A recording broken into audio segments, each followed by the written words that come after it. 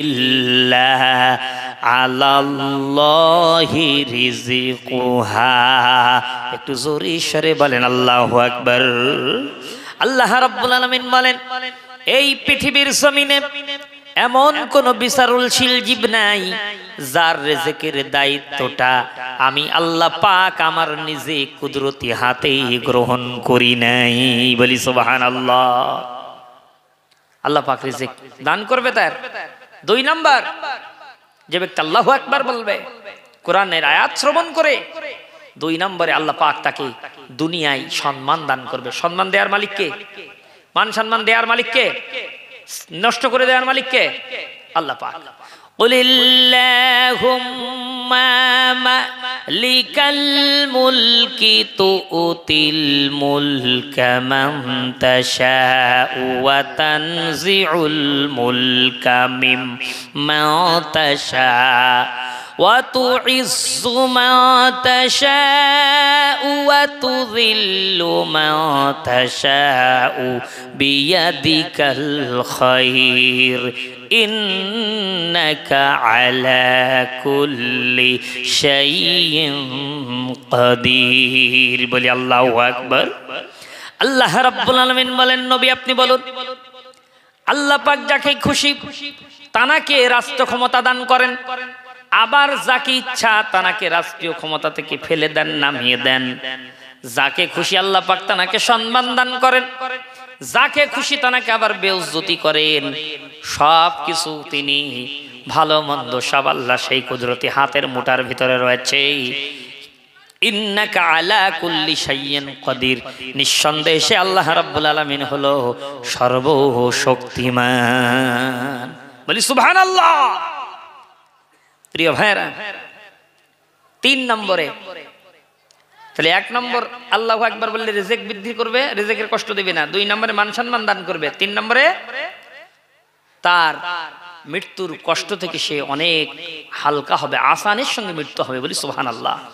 আল্লাহ পাক বলেন, ওয়াজাআস সাকারাতিল মাউতি বিল হক। আল্লাহ বলেন, অবশ্যই অবশ্যই মৃত্যুর আযাব সত্যতে কোনো সন্দেহ নাই।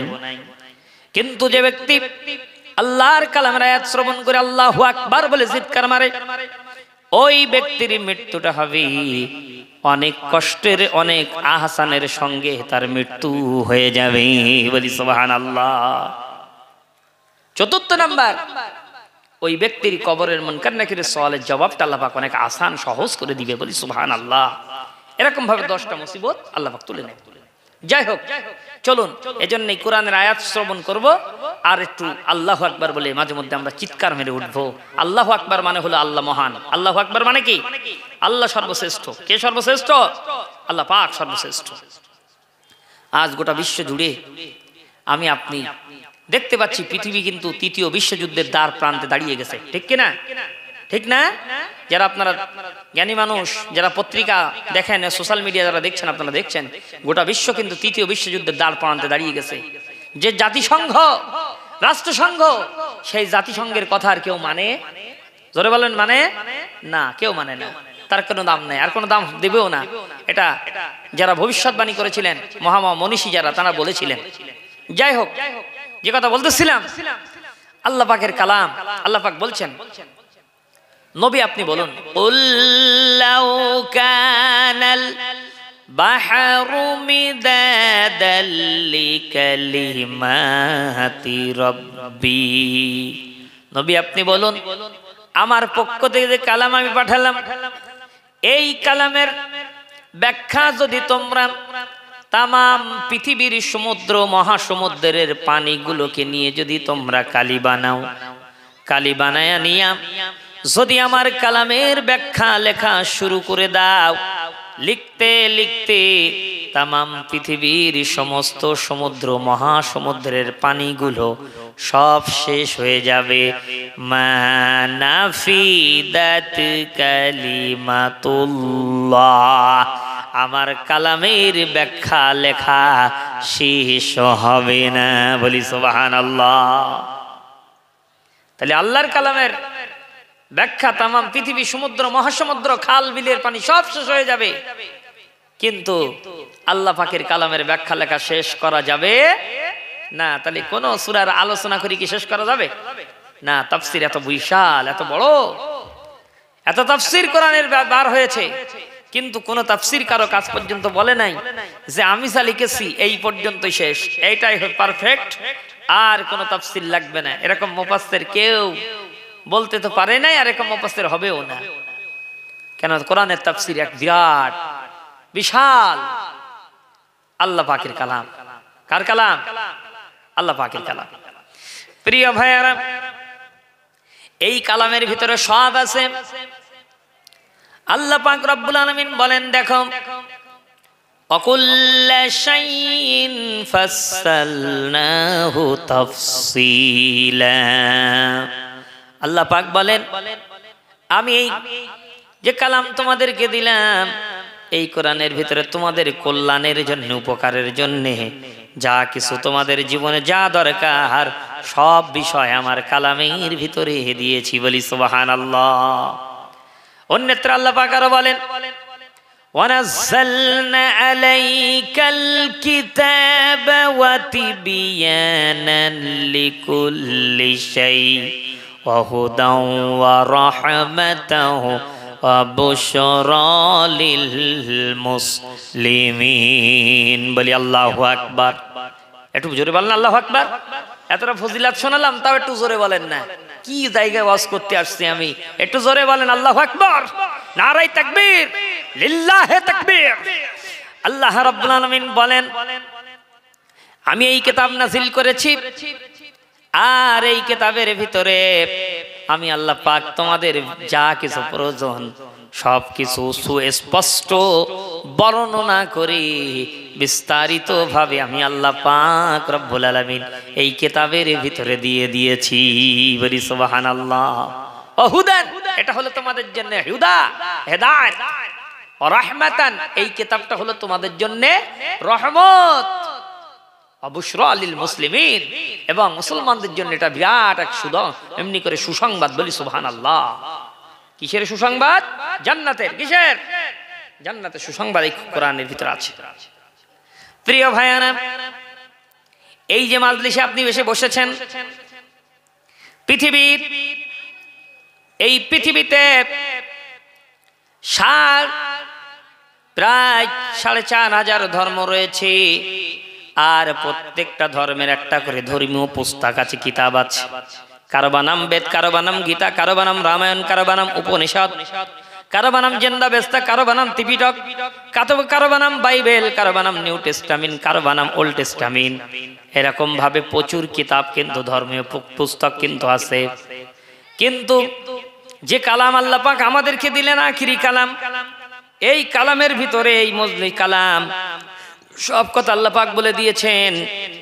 এমনকি এই যে কালাম যে মজলিসে আলোচনা করা হয়, আল্লাহ পাকের যে কোরআন মজলিসে আলোচনা করা হচ্ছে, এই মজলিসে আপনি কিভাবে আসবেন, এসে আপনি বসবেন, কিভাবে বসবেন, বসার পদ্ধতিটা আল্লাহ পাক রব্বুল আলামিন দিয়ে দিয়েছেন, যেটা পৃথিবীর অন্য অন্য ধর্মগ্রন্থের কাছে যদি জিজ্ঞাসা করা হয়, ও বেদ তুমি বলো তো দেখি, তোমাকে যেখানে তেলাওয়াত করা হয়, পড়াশোনা করা হয়, সেখানে আমরা বসার পদ্ধতি আমরা যদি তোমাকে শ্রবণ করতে যাই, বলো তো দেখি কিভাবে বসা লাগবে। বেদ কিন্তু বলতে পারবে না, ত্রিপিটক বলতে পারবে না, উপনিষদ বলতে পারবে না। সেম প্রশ্ন নিউ টেস্টামেন্টকে করেন, ওল্ড টেস্টামেন্টকে করেন, বাইবেলকে করেন, তাও কিন্তু বলতে পারবে না। এবার আপনি কোরআনকে জিজ্ঞাসা করেন, কোরআন, ও আল্লাহর কোরআন, তুমি তো বলো দেখি, যেহেতু আল্লাহ পাক রব্বুল আলামিন বলেছেন আমি এই কিতাবের মধ্যে সব কিছু খুলে খুলে বর্ণনা করেছি, যেখানে তোমাকে তেলাওয়াত করা হবে, যে জায়গায় তোমাকে পড়াশোনা করা হবে, আমরা যদি শ্রবণ করতে যাই, শুনতে যাই, আমাদের কিভাবে বসা লাগবে, সামনে বসতে হবে না পিছনে বসতে হবে, মাঝখানে বসতে হবে না ফাঁকা রেখে বসতে হবে, কিভাবে বসা লাগবে, তুমি কোরআন একটু বলে দাও তো দেখি। আমার আল্লাহ পাকের কোরআন এই জবাবটা দিতে পারবে না? পারবে না? পারবে না? পারবে না? পারবে। আল্লাহ পাক রব্বুল আলামিন বলছে, দেখো কোরআন থেকে জবাব নাও, কিভাবে বসা লাগবে কোরআন থেকে শোনো। আল্লাহ পাক বলছেন, ইয়া আইয়ুহাল্লাযীনা আমানু ইযা ক্বিলা লাকুম তাফাসসাহু ফিল মাজালিস। আল্লাহ রাব্বুল আলামিন বলেন, ও ঈমানদারেরা, ও বিশ্বাসীরা, তোমরা যখন আমার কালাম শ্রবণ করতে আসবে, যেহেতু আল্লাহ পাক জানে আমার কালামের আলোচনা ঈমানদারেরা ছাড়া, মুমিনেরা ছাড়া পৃথিবীর আর কেউ শ্রবণ করতে আসবে না। এজন্যই আল্লাহ পাক বলছেন, ইন্নামাল মুমিনুনাল্লাযীনা ইযা যুকিরাল্লাহু وَزِلَتْ قُلُوبُهُمْ وَإِذَا تُلِيَتْ عَلَيْهِمْ آيَاتُهُ زَادَتْهُمْ إِيمَانًا وَعَلَى رَبِّهِمْ يَتَوَكَّلُونَ। সবাই বলি আল্লাহু আকবার। আল্লাহ রাব্বুল আলামিন বলেন, নিঃসন্দেহে মুমিন হয় যারা আমার কালামের মজলিস রেখে বাড়িতে ঘুমায়া থাকে না, তারা যখন তাদের কর্ণকুহরে আমার কালামের আওয়াজ পৌঁছে যায়, আমার জিকির যখন তারা শুনতে পায়, ওই সময় তারা আর বাড়িতে বসে থাকে না, তারা ছুটে সেই মজলিসে উপস্থিত হয়ে যায়। যখন তাদের সামনে আমার আয়াত সমূহ তেলাওয়াত করা হয়, আমার জিকির করা হয়, ওই সময় ওই মুমিনদের অন্তরটা নরম হয়ে যায়, তাদের চক্ষু দিয়া টপ টপ করে পানি পড়ে। যখন তাদের অন্তর দিল নরম হয়ে যায়, চোখ দিয়া টপ টপ করে পানি পড়ে, ওই সময় আমার তরফ থেকে কি হয় শোনো, জাদাতুহুম ঈমানা। ওই মুমিনদের অন্তর নরম হয়ে গেছে, চোখ দিয়ে পানি আসছে, কিন্তু তাদের ঈমান, তাদের বিশ্বাস, তাদের প্রগাঢ় ঈমানটা তত মজবুত ও শক্ত হয়ে যায়। বলি সুবহানাল্লাহ। বর্তমান প্রেক্ষাপটে আমার আপনার ঈমান শক্ত করার প্রয়োজন আছে না নাই? কথা বলেন না কেন? আছে। তাহলে এই মজলিসে এসে বসতে হবে। প্রিয় ভাইয়ারা, এরপরে যখন ঈমান শক্ত হয়ে যায়, তারপরে কি হয় আল্লাহ বলেন, ওয়া আলা রাব্বিহিম ইয়াতাওয়াক্কালুন। আল্লাহ পাক বলেন, যখন তাদের ঈমান শক্ত হয়ে যায়, এত মজবুত হয়ে যায়, পৃথিবীর কারো তারা আর পরোয়া করে না, এক আল্লাহ পাক ছাড়া তারা পৃথিবীর কারো আর ভরসা করে না। বলি সুবহানাল্লাহ। ঈমান শক্ত করতে হবে। ঈমান যখন পাকাপোক্ত হবে, ওই হামাসের মতো, দেখছেন না কি ঈমান। এখন ইসরায়েল কিন্তু পাই ধরতেছে যে যুদ্ধ বন্ধ করো, যুদ্ধটা বন্ধ করে দাও, আমাদের জিম্মিদের ফিরিয়ে দাও। কিন্তু হামাস শক্ত হয়ে দাঁড়িয়ে আছে, আছে না নাই? আছে না, যুদ্ধ বন্ধ হবে না। আর যুদ্ধ, আর অস্থায়ী যুদ্ধ বন্ধ হবে না। তোমরা আমাদের নাগরিকদের মেরে তসমস করে দিচ্ছ, শেষ করে দিয়েছো আমাদের নাগরিকদের মেরে। হামাসের তো কিছু করতে পারে নাই। কি ঈমান! ছোট্ট ছোট্ট মিসাইল গুলো মারে আর বড় বড় ট্যাঙ্ক গুলো ধ্বংস হয়ে যায়। বলি সুবহানাল্লাহ। দেখছেন না? এরকম ঈমান তৈরি করতে হবে, এরকম ঈমান। সেই ঈমান তো আমার আপনার নাই, একদম শেষ। যার কারণে বাবরি মসজিদ হাতছাড়া হয়ে গেল। কিন্তু না, আমরা তো চেষ্টাই করলাম না, কোন রকম চেষ্টা করি নাই। যাই হোক, আল্লাহ পাক আমাদের নিয়ামতকে আল্লাহ যেন আবার আমাদের ফিরিয়ে দেন। বলি আমিন। প্রিয় ভাইরা, এবার আল্লাহ পাক রব্বুল আলামিন তিনি বলছেন যে দেখো তোমাদের ঈমান শক্ত করো। প্রিয় ভাইরা, কথা বলো না বাবা, ওরকম কথা বলতেছ কেন? তোমরা বিভিন্ন রকম মন্তব্য করছো আমাকে নিয়ে, আমি বুঝতে পারছি। ওরকম বলতে নেই বাবা, ওরকম বলো না। যাই হোক, একটু দরুদ শরীফ। আল্লাহুম্মা সাল্লি আলা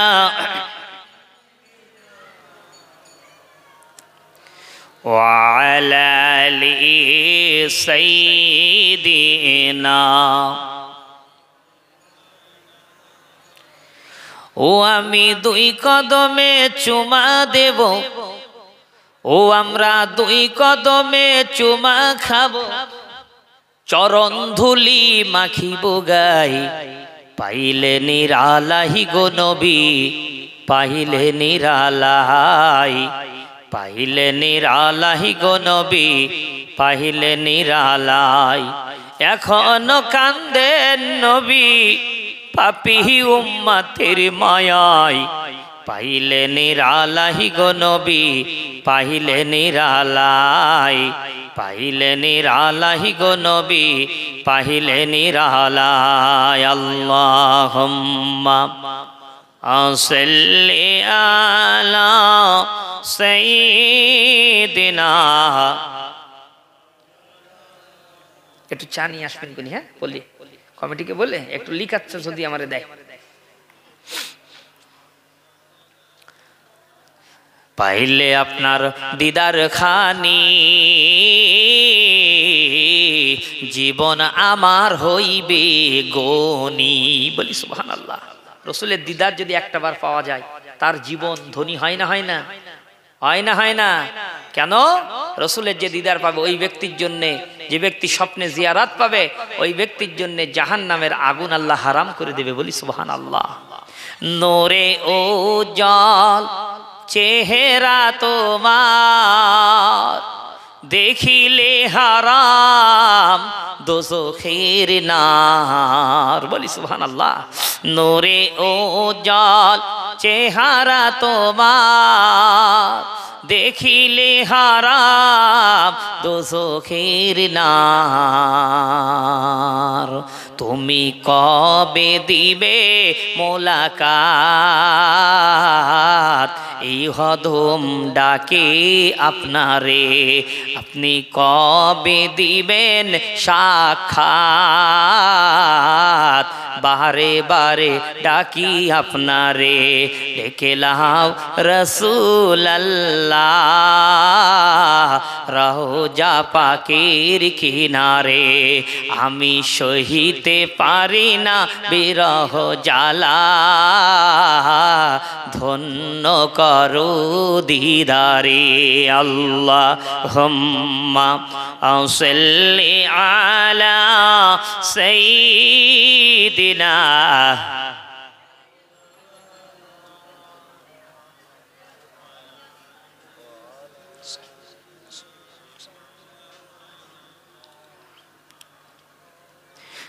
তাই কবি বলছে পাইলে আপনার দিদার খানি,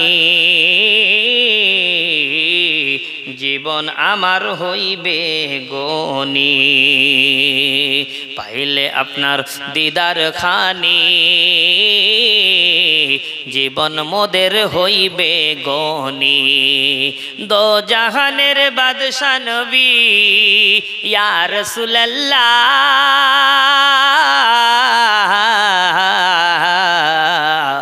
দো জাহানের বাদশা নবী হাদিসে তার প্রমাণ পাই, পাইলে নিরালাই গো নবী, পাইলে নিরালাই। সবাই একটু বলি পাইলে নিরালাই গো নবী, পাইলে নিরালাই, পাইলে নিরালাই গো নবী, পাইলে নিরালাই। এখনো কান্দেন নবী পাপী উম্মতের মায়ায়, পাইলে নিরালাই গো নবী, পাইলে নিরালাই। আল্লাহুম্মা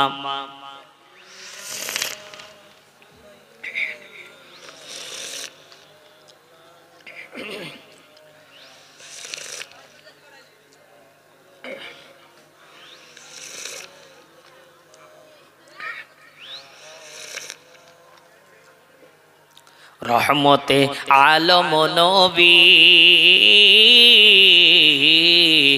আপনার প্রেমে পাগল সবই। বলি সুবহানাল্লাহ। একটু জোরে বলো না সুবহানাল্লাহ। রহমতে আলম নবী,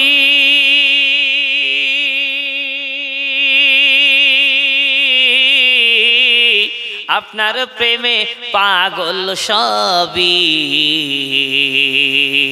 মাফ যে পাবে দোজখবাসী ইয়া রাসূলুল্লাহ।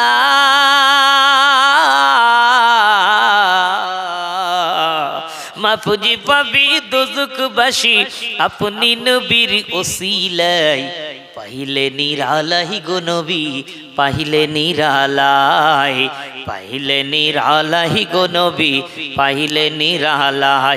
ও আমি দুই কদমে চুমা দেব, ও আমরা দুই কদমে চুমা খাবো, চরণ ধুলি মাখিব গাই, পাইলে নিরালাই গো নবী, পাইলে নিরালাই, পাইলে নিরালাই গো নবী, পাইলে নিরালাই। আল্লাহুম্মা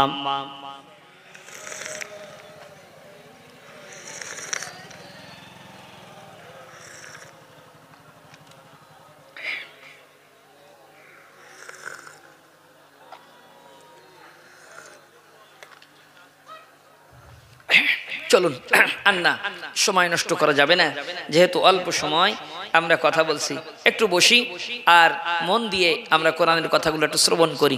যে কথা বলছিলাম, আল্লাহ পাকের কালামকে জিজ্ঞাসা করা হোক, আল্লাহ পাক ও কালাম, আমরা তোমার মজলিসে কিভাবে বসবো, বসার তরিকাটা একটু বলো। কোরআন শরীফ বলছে, ইয়া আইয়ুহাল্লাযীনা আমানু ইযা ক্বিলা লাকুম তাফাসসাহু ফিল মাজালিস। আল্লাহ পাক বলেন, ও ঈমানদারেরা, ও বিশ্বাসীরা, শুনে রাখো, তোমরা যখন আমার কালামের মজলিস উপস্থিত হবে, আমার কালামের মজলিস উপস্থিত হইয়া, আমার কালামের মজলিসে যখন উপস্থিত হয়ে যাবি, ওই সময়ে তোমরা আগে সামনের জায়গাগুলো পুরা করে নিয়ে বসবে, তারপরে পিছনের মানুষদের জন্য পিছনের জায়গাগুলো ফাঁকা করে দেবে, প্রশস্ত করে দেবে। তোমরা যদি এটা দুনিয়ায় করে আসতে পারো, তোমরা যখন জান্নাতে চলে আসবে, জান্নাতের ভিতরে আমি আল্লাহ পাক সামনের জায়গাগুলো তোমাদের জন্য প্রশস্ত করে দেব। বলি সুবহানাল্লাহ। তাহলে কোরআনের মজলিসে কি সামনে বসতে হবে না পিছনে? সামনে। এরপরে যদি পিছনে বসে থাকি, এটা বিয়াদবি ছাড়া আর কিছুই না। আপনারা শিক্ষিত মানুষ, আপনার এলাকায় আছে মাকালগাছা বৃহত্তম মাদ্রাসা, পশ্চিমবঙ্গের বুড়িরপুকুরের পরে মাকালগাছা মাদ্রাসা একটা বড় মাদ্রাসা। আপনারা শিক্ষিত মানুষ, একটু জিকির করেন আর সামনের জায়গাগুলো একটু পুরা করেন, এই জিকির করেন, লা ইলাহা ইল্লাল্লাহ, লা ইলাহা ইল্লাল্লাহ, লা ইলাহা ইল্লাল্লাহ, সুবহানাল্লাহ ওয়ালহামদুলিল্লাহ, লা ইলাহা ইল্লাল্লাহ, সুবহানাল্লাহ ওয়ালহামদুলিল্লাহ, লা ইলাহা ইল্লাল্লাহ, লা ইলাহা ইল্লাল্লাহু মুহাম্মাদুর রাসূলুল্লাহ সাল্লাল্লাহু আলাইহি ওয়াসাল্লাম। চলুন সরাসরি আমরা কোরআন থেকে শুরু করি, যেহেতু আল্লাহ পাকের কালাম। আল্লাহ পাক বলছেন, তোমরা যখন ওয়াজ করবে, আমার কালাম দিয়ে ওয়াজ করবে। আল্লাহ পাক বলেন, ফাযাক্কির বিল কুরআন। আল্লাহ পাক বলেন, তোমরা যখন আমার বান্দাদের সামনে উপদেশ দিবে, আমার কালাম দিয়া, আমার কোরআন দিয়া তোমরা ওয়াজ করবে। বলি সুবহানাল্লাহ। সেই কালাম থেকেই আমরা আলোচনা করছি, আলোচনা করবো ইনশাআল্লাহ। কেউ কথা বলবো না, কথা বলা আল্লাহ পাক নিষেধ করেছেন।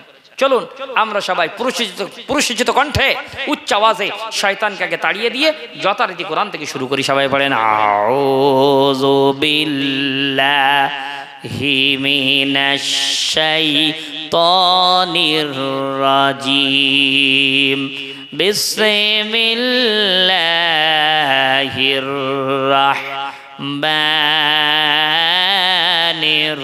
রাহিম। বিতাড়িত মরদুদ শয়তানের ওয়াসওয়াসা থেকে পানাহা চাই পরম করুণাময় আল্লাহ রাব্বুল আলামিনের নামে শুরু করছি। ওয়াল আসরি ইন্নাল ইনসানা লাফি খুসর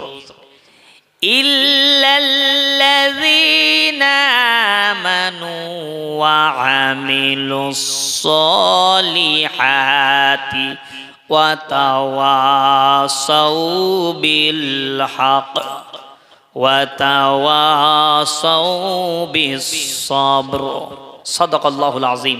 বলি সাদাকাল্লাহুল আযীম।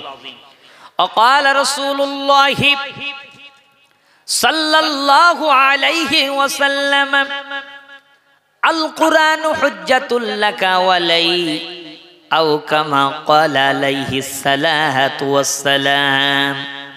وقال رسول الله صلى الله عليه وسلم إذا دخل رجب قال اللهم بارك لنا في رجب وشعبان وبلغنا رمضان أو كما قال عليه الصلاة والسلام। আমরা আজকে সূরা আল আসর আমরা তেলাওয়াত করেছি। ইতিপূর্বে যিনি তেলাওয়াত করেছিলেন, এই সূরা আসর মক্কা শরীফে নাজিল হয়। কোথায় নাজিল হয়? মক্কা শরীফে নাজিল হয়।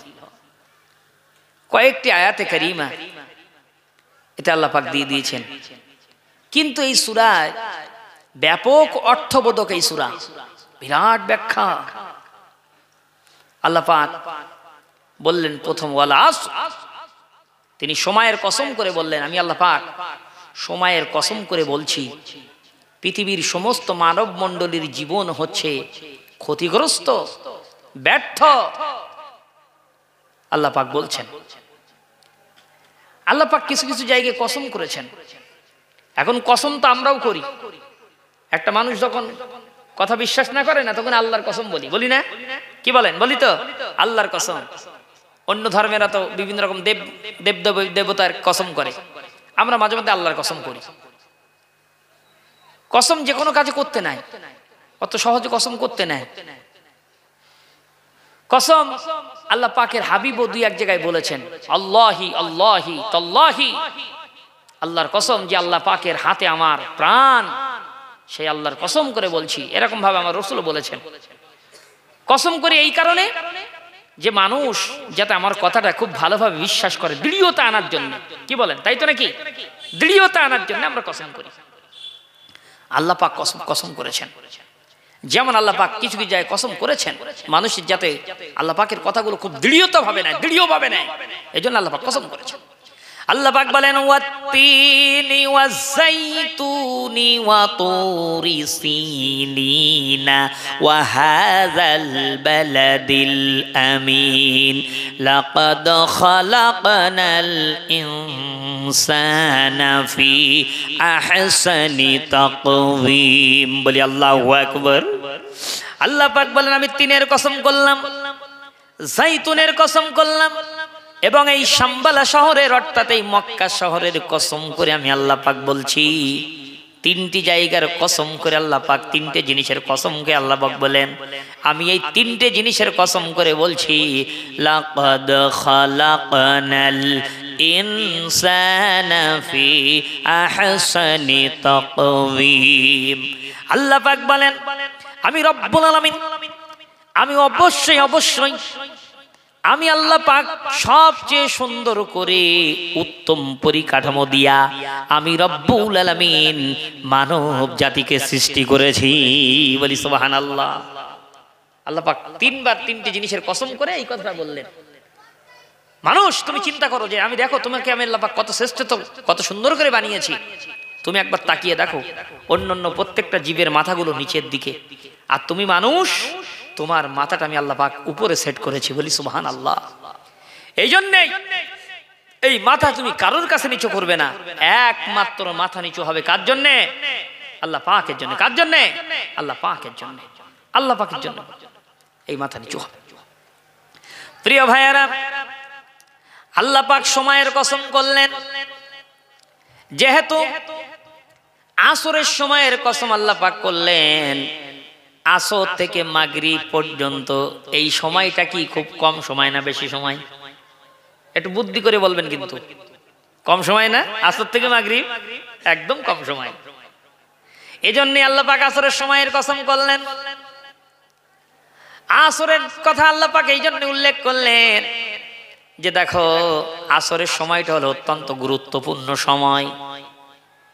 এই পৃথিবীতে আল্লাহ পাক রব্বুল আলামিন বলেন, হাফিজু আলাস সালাওয়াতি ওয়াস সালাতিল উসতা ওয়া কুমু লিল্লাহি কানিতিন। বলি আল্লাহু আকবার। আল্লাহ পাক বলেন, তোমরা নামাজ সমূহকে হেফাজত করো, বিশেষ করে স্পেশালিস্ট আসরের নামাজ। আল্লাহ পাক নামাজকে হেফাজত করতে বললেন, কিন্তু আসরের নামাজের কথা আল্লাহ পাক একটু গুরুত্ব দিয়ে এখানে বললেন। কেন? আসরের সময়ের যে নামাজটা পড়তে হয় এটা কিন্তু আমার আপনার কাজের মধ্যে দিয়ে পড়তে হয়, ঠিক কিনা? ঠিক না? আসরের নামাজের সময়টা কিন্তু কাজের মধ্যে দিয়ে পড়তে হয়। ফজরের ওয়াক্তে আপনি ভোরবেলা আপনার কোনো কাজ থাকে না, আপনি কাজ শুরু করতে যাবেন, 4 রাকাত নামাজ পড়ে যাচ্ছেন। এবার আপনি দুপুর হয়ে গেছে, আপনি কাজ ছেড়ে দিয়েছেন, কাজ ছেড়ে দিয়া আপনি চলে আসছেন, গোসল করে খাওয়ার আগে আপনি জোহরের নামাজটা পড়লেন, তাহলে ও সময় কোনো কাজ নাই। কিন্তু আসরের সময় এবার আপনি জোহরের নামাজ পড়ে আবার কাজে চলে গেলেন, আসরের সময়টা কিন্তু আপনার কাজের মধ্যে পড়তে হয়। আবার মাগরিবের সময় তো আপনি কাজ ছেড়ে দিচ্ছেন, কি ভুল বলছি না ঠিক? আর এশার ওয়াক্তে তো আপনার কোনো কাজই থাকে না, আপনি রাত 12টা পর্যন্ত আরামসে আপনি পড়াশোনা করে পড়তে পারেন। তাহলে দেখা যাচ্ছে আসরের নামাজটা কিন্তু আমাদের কাজের মধ্য দিয়ে পড়তে হয়। আর আসর থেকে মাগরিব এই সময়টা খুবই কম সময়, এজন্য আল্লাহ পাক এখানে আসরের কথা বললেন, সময়ের কথা বললেন। আল্লাহ পাক বলছেন আমি সময়ের কসম করে এই কথা বলছি যাতে করে মানুষ তোমরা সময়ের গুরুত্ব দাও। যেহেতু আল্লাহ পাক রব্বুল আলামিন ইতিহাসের কসম করেছেন, সময়ের কসম করেছেন, শামবালা শহর মক্কার কসম করেছেন, 3 ফলের জাইতুন ফলের কসম করেছেন, আবার ওদিকে তুর পাহাড়ের কসম করে আল্লাহ পাক কিছু কথা বলেছেন। প্রিয় ভাইয়েরা, আমি কথা বলতেছিলাম এই কারণে, আল্লাহ পাক রব্বুল আলামিন সময়ের কসম করেছেন এই জন্যে যে এই সময় মানুষের সঙ্গে বিরাট কিন্তু একটা সম্পর্ক আছে। আছে না নাই? সময়ের সঙ্গে মানুষের বিরাট সম্পর্ক আছে, দেখছেন না? কন্ট্রোলে গিয়েও লাইন দিতে চাই না, ঠিক কিনা? নাপিতির দোকানে যেও, চুল কাটতে যেও লাইন দিতে চাই না, যদি দেখে একটু বেশি ভিড় সঙ্গে পাশের দোকানে চলে যায়, অত সময় নেই ভাই, বলে না? বলে না? বলে না? বলে না? বলে। সময়ের দিকে বিরাট লক্ষ্য করি আমরা। কিন্তু ভাইয়ার আমার, আল্লাহ পাক রব্বুল আলামিন সময়ের কসম করে এই কথা বললেন এই জন্য, হে মানব মণ্ডলী তোমরা সময়ের গুরুত্ব দাও। এই সময় কিন্তু চলে যাচ্ছে, তুমি বুঝতে পারো না। আল্লাহ পাক রব্বুল আলামিন বলেন আল্লাযী খালাকাল মাউতা ওয়াল হায়াতা লিয়াবলুয়াকুম আইয়ুকুম আহসানু আমালা ওয়া হুয়াল আজিজুল গফুর। বলি আল্লাহু আকবার। আল্লাহ পাক বলেন আমি তোমাদের মৃত্যু সৃষ্টি করেছি এবং হায়াত সৃষ্টি করেছি, এই মাঝখানে আমি আল্লাহ পাক তোমাদের কিছু সময় দিয়ে দিলাম। মৃত্যুর কথা আল্লাহ পাক আগে বললেন যে তার মানে তোমরা মৃত্যুটাকে ভয় করো, মৃত্যুকে তোমরা যে মৃত্যু হবে এটা তোমরা স্মরণ করো। কিন্তু মাঝখানে কিছু সময় দিলাম, আমি আল্লাহ পাক আমার কুদরতি চোখে দেখতে চাইছি এই সময়টা তোমরা কে কত নেক আমল করে ভালো আমল করে আমার নিকটে নিয়ে আসতে পারো। এজন্যই তোমাদের হায়াত দিয়েছি, সময় দিয়েছি। বান্দা সময় নষ্ট করো না। প্রিয় ভাইয়েরা আমার, আপনার যে সময়টা চলে যাচ্ছে এই সময় আর পাওয়া যাবে না। এই 2023 আমরা শেষ করলাম, 2024-এর এমনি করে আপনার জানুয়ারি মাসটা শেষ হয়ে গেল, গেল না? আজকে যাচ্ছে তো, আজকে 31 তারিখ, কালকে 1 ফেব্রুয়ারি। প্রিয় ভাইয়েরা আমি আপনি যখন পরীক্ষা দিতে বসে, আমাদের ছেলেরা মেয়েরা মাধ্যমিক উচ্চ মাধ্যমিক পরীক্ষা দেয়, এই পরীক্ষায় একটা সময় বেঁধে দেওয়া হয়, হয় না? হয় না? হয় না? হয়। কত ঘন্টা দেয়? 3 ঘন্টা। 3 ঘন্টা, আলহামদুলিল্লাহ 3 ঘন্টা দেয়। এখন ছাত্র ছাত্রী সবাই পরীক্ষা দিতে ঢুকে গেল, হলে প্রবেশ করলাম, পরীক্ষা শুরু হয়ে গেছি, পরীক্ষা হচ্ছে। স্যার কিন্তু ওই ক্লাসের ভিতরে রাউন্ড দিয়ে ঘুরছে, কে কিভাবে পরীক্ষা দিচ্ছে একটু দেখছে। যদি কেউ পরীক্ষা দেয় ভুল লেখে তাও স্যার তাকে কিছু বলে না। স্যার দেখতে দেখতে দেখলো একটা ছেলে পেনটা গালে দিয়ে চুপ করে বসে আছে, ওই এমনি করে ছাদের দিকে তাকাচ্ছে, কিরকম ডিজাইন করাস। ওই সময় স্যার কি বলে? স্যার ওই ছাত্রর দিকে তাকিয়ে বলে, ও ছাত্র তুমি কেন পেন গালে দিয়ে কেন বসে আছো, কেন এদিকে ওদিকে তাকাচ্ছ? ওই ঘড়ির দিকে তাকাও, দেখো মাত্র আর 1 ঘন্টা আছে, 1 ঘন্টা পরে কিন্তু তোমার খাতা নিয়ে নেওয়া হবে, কেন তুমি লিখছো না? সবাই লিখছে, কেন তুমি লেখো না? তুমি তাকাইয়া দেখো ঘড়ির দিকে আর কিন্তু 1 ঘন্টা বাকি আছে। এরকম কথা স্যার বলে না বলে না বলে না বলে না বলে বলে যে কেন তুমি লিখছো না, সময় নষ্ট করছো কেন, দেখছো না? প্রিয় ভাইয়ারা, আল্লাহ পাক রব্বুল আলামিন ওই রকম একটা তিনি তার কুদরতি আঙুল দিয়ে যেন আমাদেরকে নির্দেশনা দিচ্ছে, বান্দারে তোমার হায়াত কিন্তু কমে যাচ্ছে, তুমি কিন্তু দেখতে পাচ্ছ না, তুমি একটু তাকাইয়া দেখো। আমাদের বাড়িতে অনেকের ঘন্টা দেয়া, মিউজিক দেয়া ঘড়ি থাকে, 1টা বাজলে 1টা ঘন্টা দেয়, বাড়িওয়ালা শ্রোতাকে শোনাইয়া দেয়, ও বাড়িওয়ালা শ্রোতা তোমার জীবনের মহামূল্য সুসময় থেকে কিন্তু 1 ঘন্টা কমাইয়া দিলাম। 2টার সময় 2টা ঘন্টা লাগাই, আবার বলে বাড়িওয়ালা শ্রোতা রে তোমার জীবনের মূল সময় থেকে কিন্তু 2 ঘন্টা কমাইয়া দিলাম। ও যুবক, আজকে মোবাইল নিয়ে পড়ে থাকো, ফ্রি ফায়ার খেলতে খেলতে পাগল হয়ে যাও যুবক, অবৈধ নারীদের সঙ্গে গল্প করতে করতে পাগল হয়ে যাও, সময়গুলো নষ্ট করে দিচ্ছ। কিয়ামতের ময়দানে যারা জান্নাতে যাবে, জান্নাতীদের কি কোনো দুঃখ টুক্ষ থাকবে নাকি? থাকবে? থাকবে না বলেন?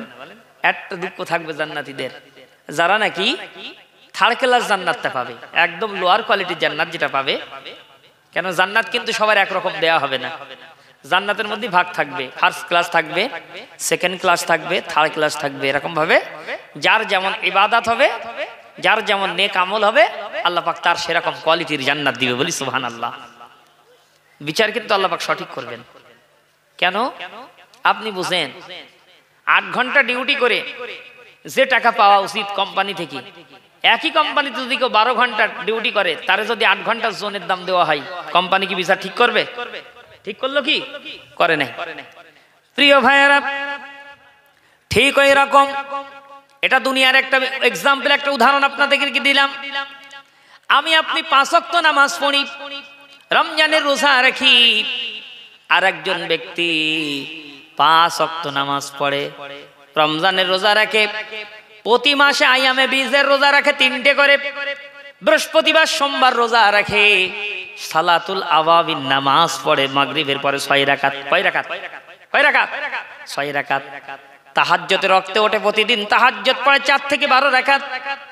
এখন বলেন তো দেখি, এই ব্যক্তি আমি আপনি যে 5 ওয়াক্ত নামাজ পড়লাম, 1 মাস রোজা রাখলাম, আর তো কিছুই করলাম না, আমাকে যে জান্নাত আল্লাহ পাক দান করবে, আর যে ব্যক্তি সালাতুল আওয়াবি পড়েছে, এমনি করে আইয়াম বীজের রোজা রেখেছে, তাহাজ্জুদ পড়েছে, ওই ব্যক্তিটাকে যদি একই জান্নাত দেওয়া হয়, আল্লাহ পাকের বিচারটা কি সঠিক হবে নাকি? হবে? কখনো হবে না। এজন্যই আল্লাহ পাক রব্বুল আলামিন জান্নাতের ভিতরে ভাগ করে দিবেন, যে যত ইবাদত বন্দেগী বেশি করবে, আল্লাহ পাক জান্নাতের ভিতরে তার তত উচ্চ মাকাম দান করবে, বলি সুবহানাল্লাহ। এজন্যই আমার আপনার এই সময় গুরুত্ব দিতে হবে। আমরা নফল ছেড়ে দিই। নফল ছাড়েন কেন? নফল ছাড়তে নাই, একদম ফাঁকি দিতে দিতে এখন নফল পুরো বাদ দিয়ে দিয়েছি, সুন্নাত তো ছেড়ে দিচ্ছি এখন। আবার তো দেখছি এখন প্রতি মসজিদে মসজিদে ফরজ নামাজ হয়ে গেলে আসে নামাজ আর মুসল্লি থাকে না। আমাদের দিকে তো দেখি নেই, একদম চলে যায়। কিছু লোক তারা ওই বাদল জুমা আখিরি জোহর সুন্নাত রক্তগুলো পড়ে আনে ফরজ হয়ে চলে যায়। ডিজিটাল হয়ে গেছে সব, ডিজিটাল শর্ট হয়ে যাচ্ছে সব, শর্ট করতে করতে একদম সব শেষ হয়ে গেল। যত ডিজিটাল হচ্ছে ততই কিন্তু বেদিন বেঈমানরা আমাদের মাথার উপরে চেপে বসছে, ঠিক কিনা? ঠিক না? ভুল বলছি নাকি? কিন্তু না, আজ যদি আমি আপনি নফল বেশি গুরুত্ব দিয়ে পড়তাম, এমনি করে নফলগুলো যদি করতাম, আল্লাহ পাকের কুদরতি মনোনীত বান্দা যদি হতে পারতাম, অবশ্যই অবশ্যই আমাদেরকে দেখে কিন্তু বিজাতিরা ভয় করত। তারা জানতো না এরা বাঘের বাচ্চা। আল্লাহ পাক তো আমাদের বাঘের কথা বলেছেন যে তোমরা শ্রেষ্ঠ জাতি, আমরা হলাম শ্রেষ্ঠ জাতি। কারা শ্রেষ্ঠ জাতি? মুসলমান না। কারা? আল্লাহ রাব্বুল আলামিন বলেন, কুনতুম খায়রা উম্মাতিন উখরিজাত লিন-নাসি তা'মুরুনা বিল মা'রুফি ওয়া তানহাউনা আনিল মুনকারি ওয়া তু'মিনুনা বিল্লাহ। বলি আল্লাহু আকবার। আল্লাহ রাব্বুল আলামিন বলেন, আমি আল্লাহ পাক তোমাদেরকে ইমাম বানিয়ে দিলাম, তোমরা হলে শ্রেষ্ঠ জাতি, তোমরা হলে ইমামে আকওয়াম।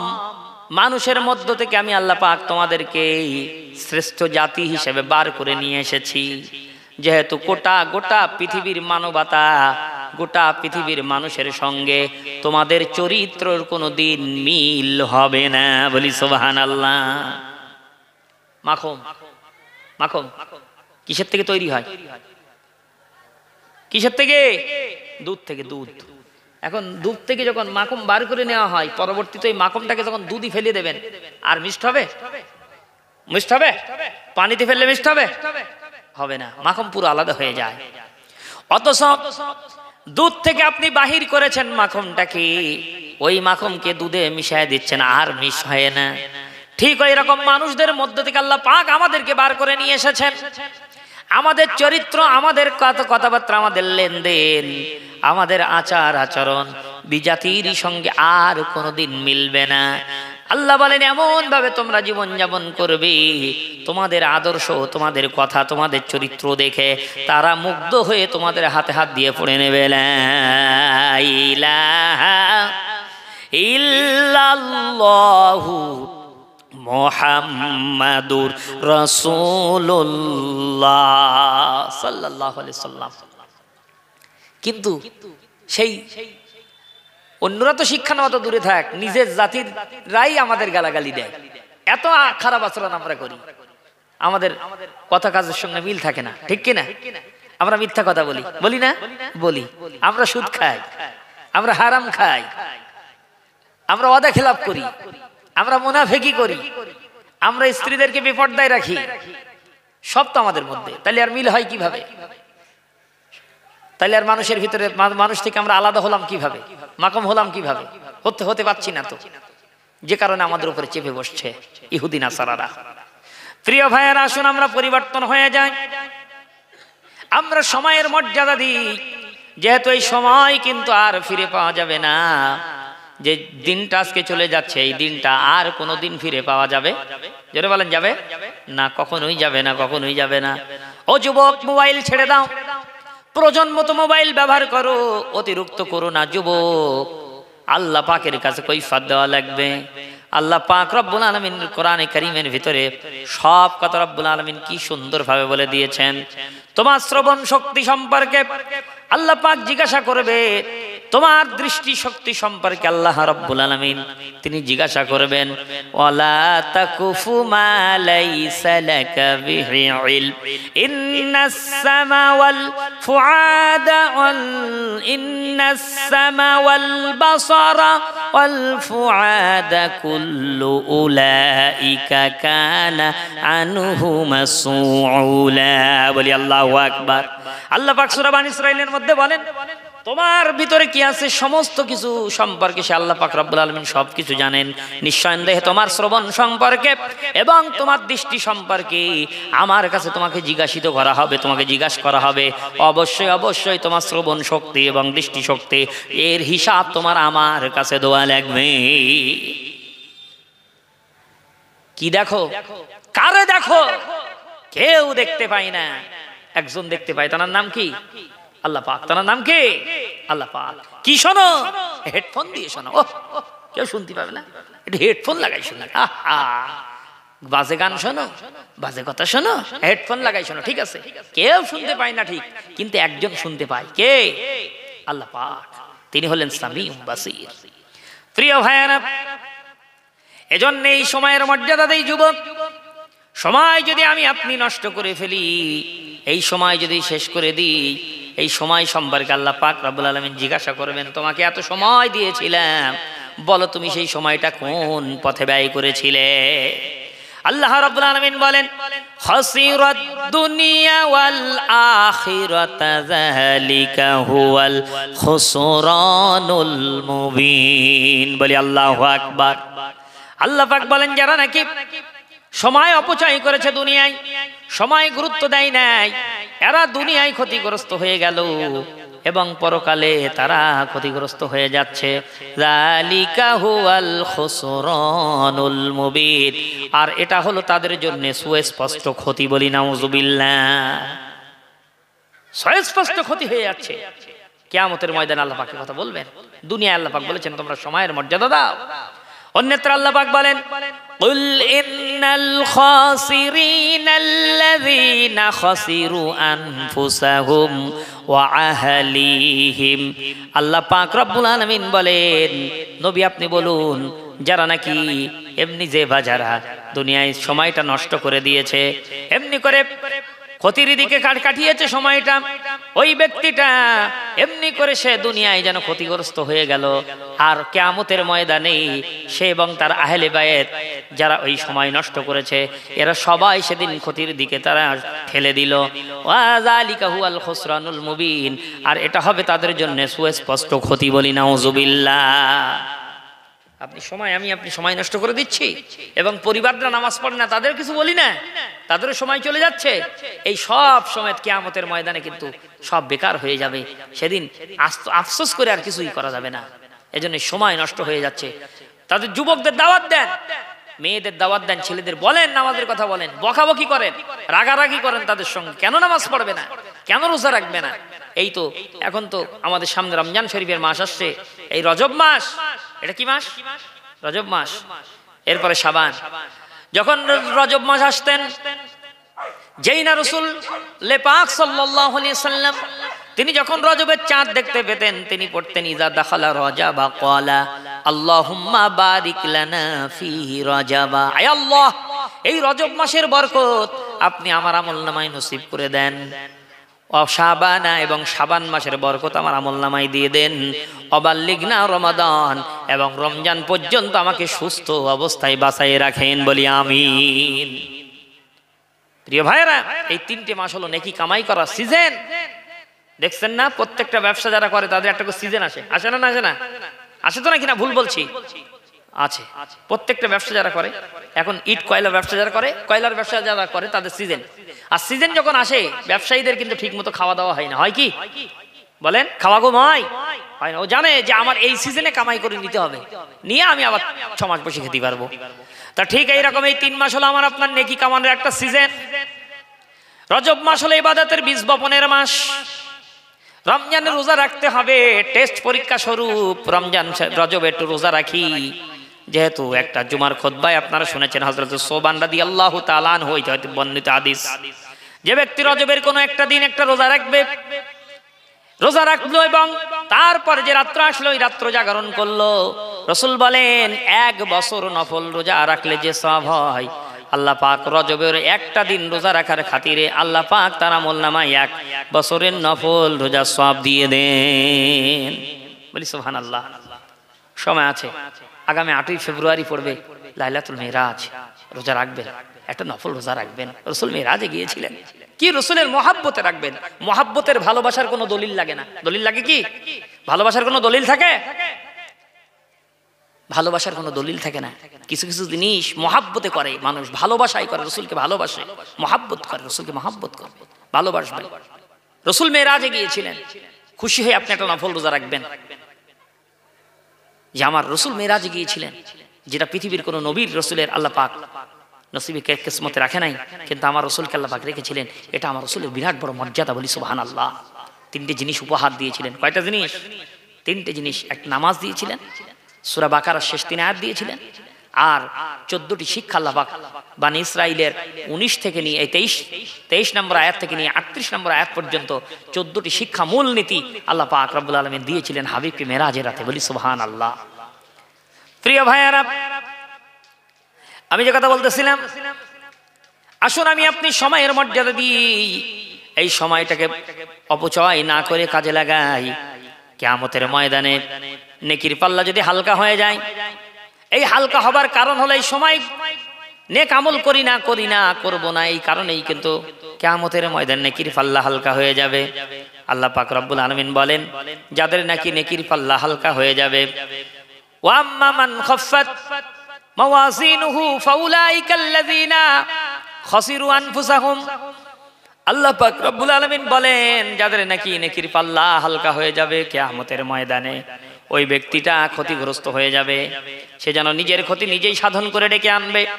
এমনি করে এজন্যই যাদের নেকির পাল্লা ভারী হয়ে যাবে সেদিন আল্লাহ পাক রব্বুল আলামিন বলেন فأما من ثقلت موازينه فهو في عيشة راضية বলি আল্লাহু আকবার।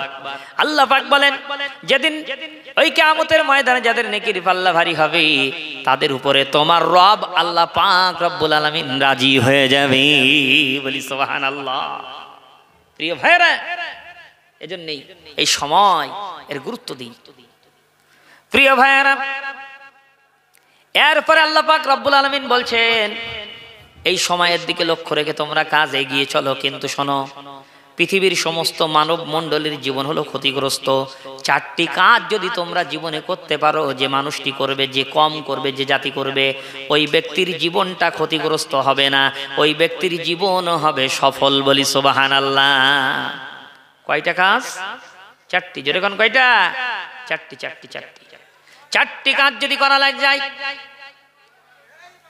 এই তোমরা কথা বলো কেন? একটু কথা আসতে বলতে বলেন, কথা বলেন না। কোরআনের মজলিসে আমরা করছি তাফসীর, আপনারা কথা বললে অসুবিধা হচ্ছে।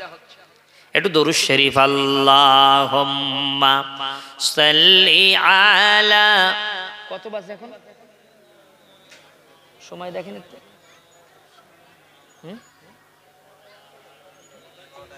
9:40 হয়েছে, ঠিক আছে। 10টার দিকে হুজুরকে নিয়ে আসেন। ওয়ালা আলিহি সাইয়্যিদিনা। চলেছেন নবী আজ মিরাজ পথে, সাথে আছে জিবরিল বোরাক পিঠে। চলেছেন নবী আজ মিরাজ পথে, সাথে আছে জিবরিল বোরাক পিঠে। ফেরেশতা দলে দলে আছে পাহারায়, ফেরেশতা দলে দলে আছে পাহারায়। আসিছে নবী দয়াময়, সকলে মিলে তাই সালাম জানাই, সকলে মিলে তাই সালাম জানাই। বলি সুবহানাল্লাহ। চলেছেন নবী আজ মিরাজ পথে, সাথে আছে জিবরিল বোরাক পিঠে। চলেছেন নবী আজ মিরাজ পথে, সাথে আছে জিবরিল বোরাক পিঠে। ফেরেশতা দলে দলে আছে পাহারায়, ফেরেশতা দলে দলে আছে পাহারায়। সকলে মিলে তাই সালাম জানাই, সকলে মিলে তাই সালাম জানাই, সকলে মিলে তাই সালাম জানাই। আল্লাহুম্মা সাল্লি আলা ওয়ালা আলি সাইয়্যিদিনা।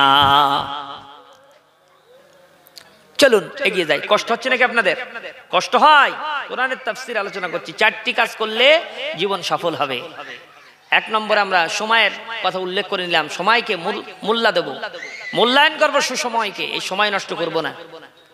এরপর আল্লাহ পাক বলেন শোনো, এই ক্ষতি থেকে যদি বাঁচতে চাও, এই যে ক্ষতির কথা তখন আলোচনা করলাম, আল্লাহ পাক রব্বুল আলামিন বলছে শোনো, وَمَن يَبْتَغِ غَيْرَ الْإِسْلَامِ دِينًا فَلَن يُقْبَلَ مِنْهُ وَهُوَ فِي الْآخِرَةِ مِنَ الْخَاسِرِينَ।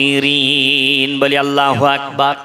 আল্লাহ রাব্বুল আলামিন বলেন, যে বাজারা আমার ইসলামকে ছেড়ে দিয়া মানুষের তৈরি করা ধর্মগুলো মেনেছে, আমার মনোনীত ধর্ম ইসলাম, এই ইসলামকে যারা ছেড়ে দিয়া মানুষের তৈরি করা আইন কানুনগুলো মেনেছে, আল্লাহ বলেন এরা যেন ক্ষতিগ্রস্ত হয়েছে।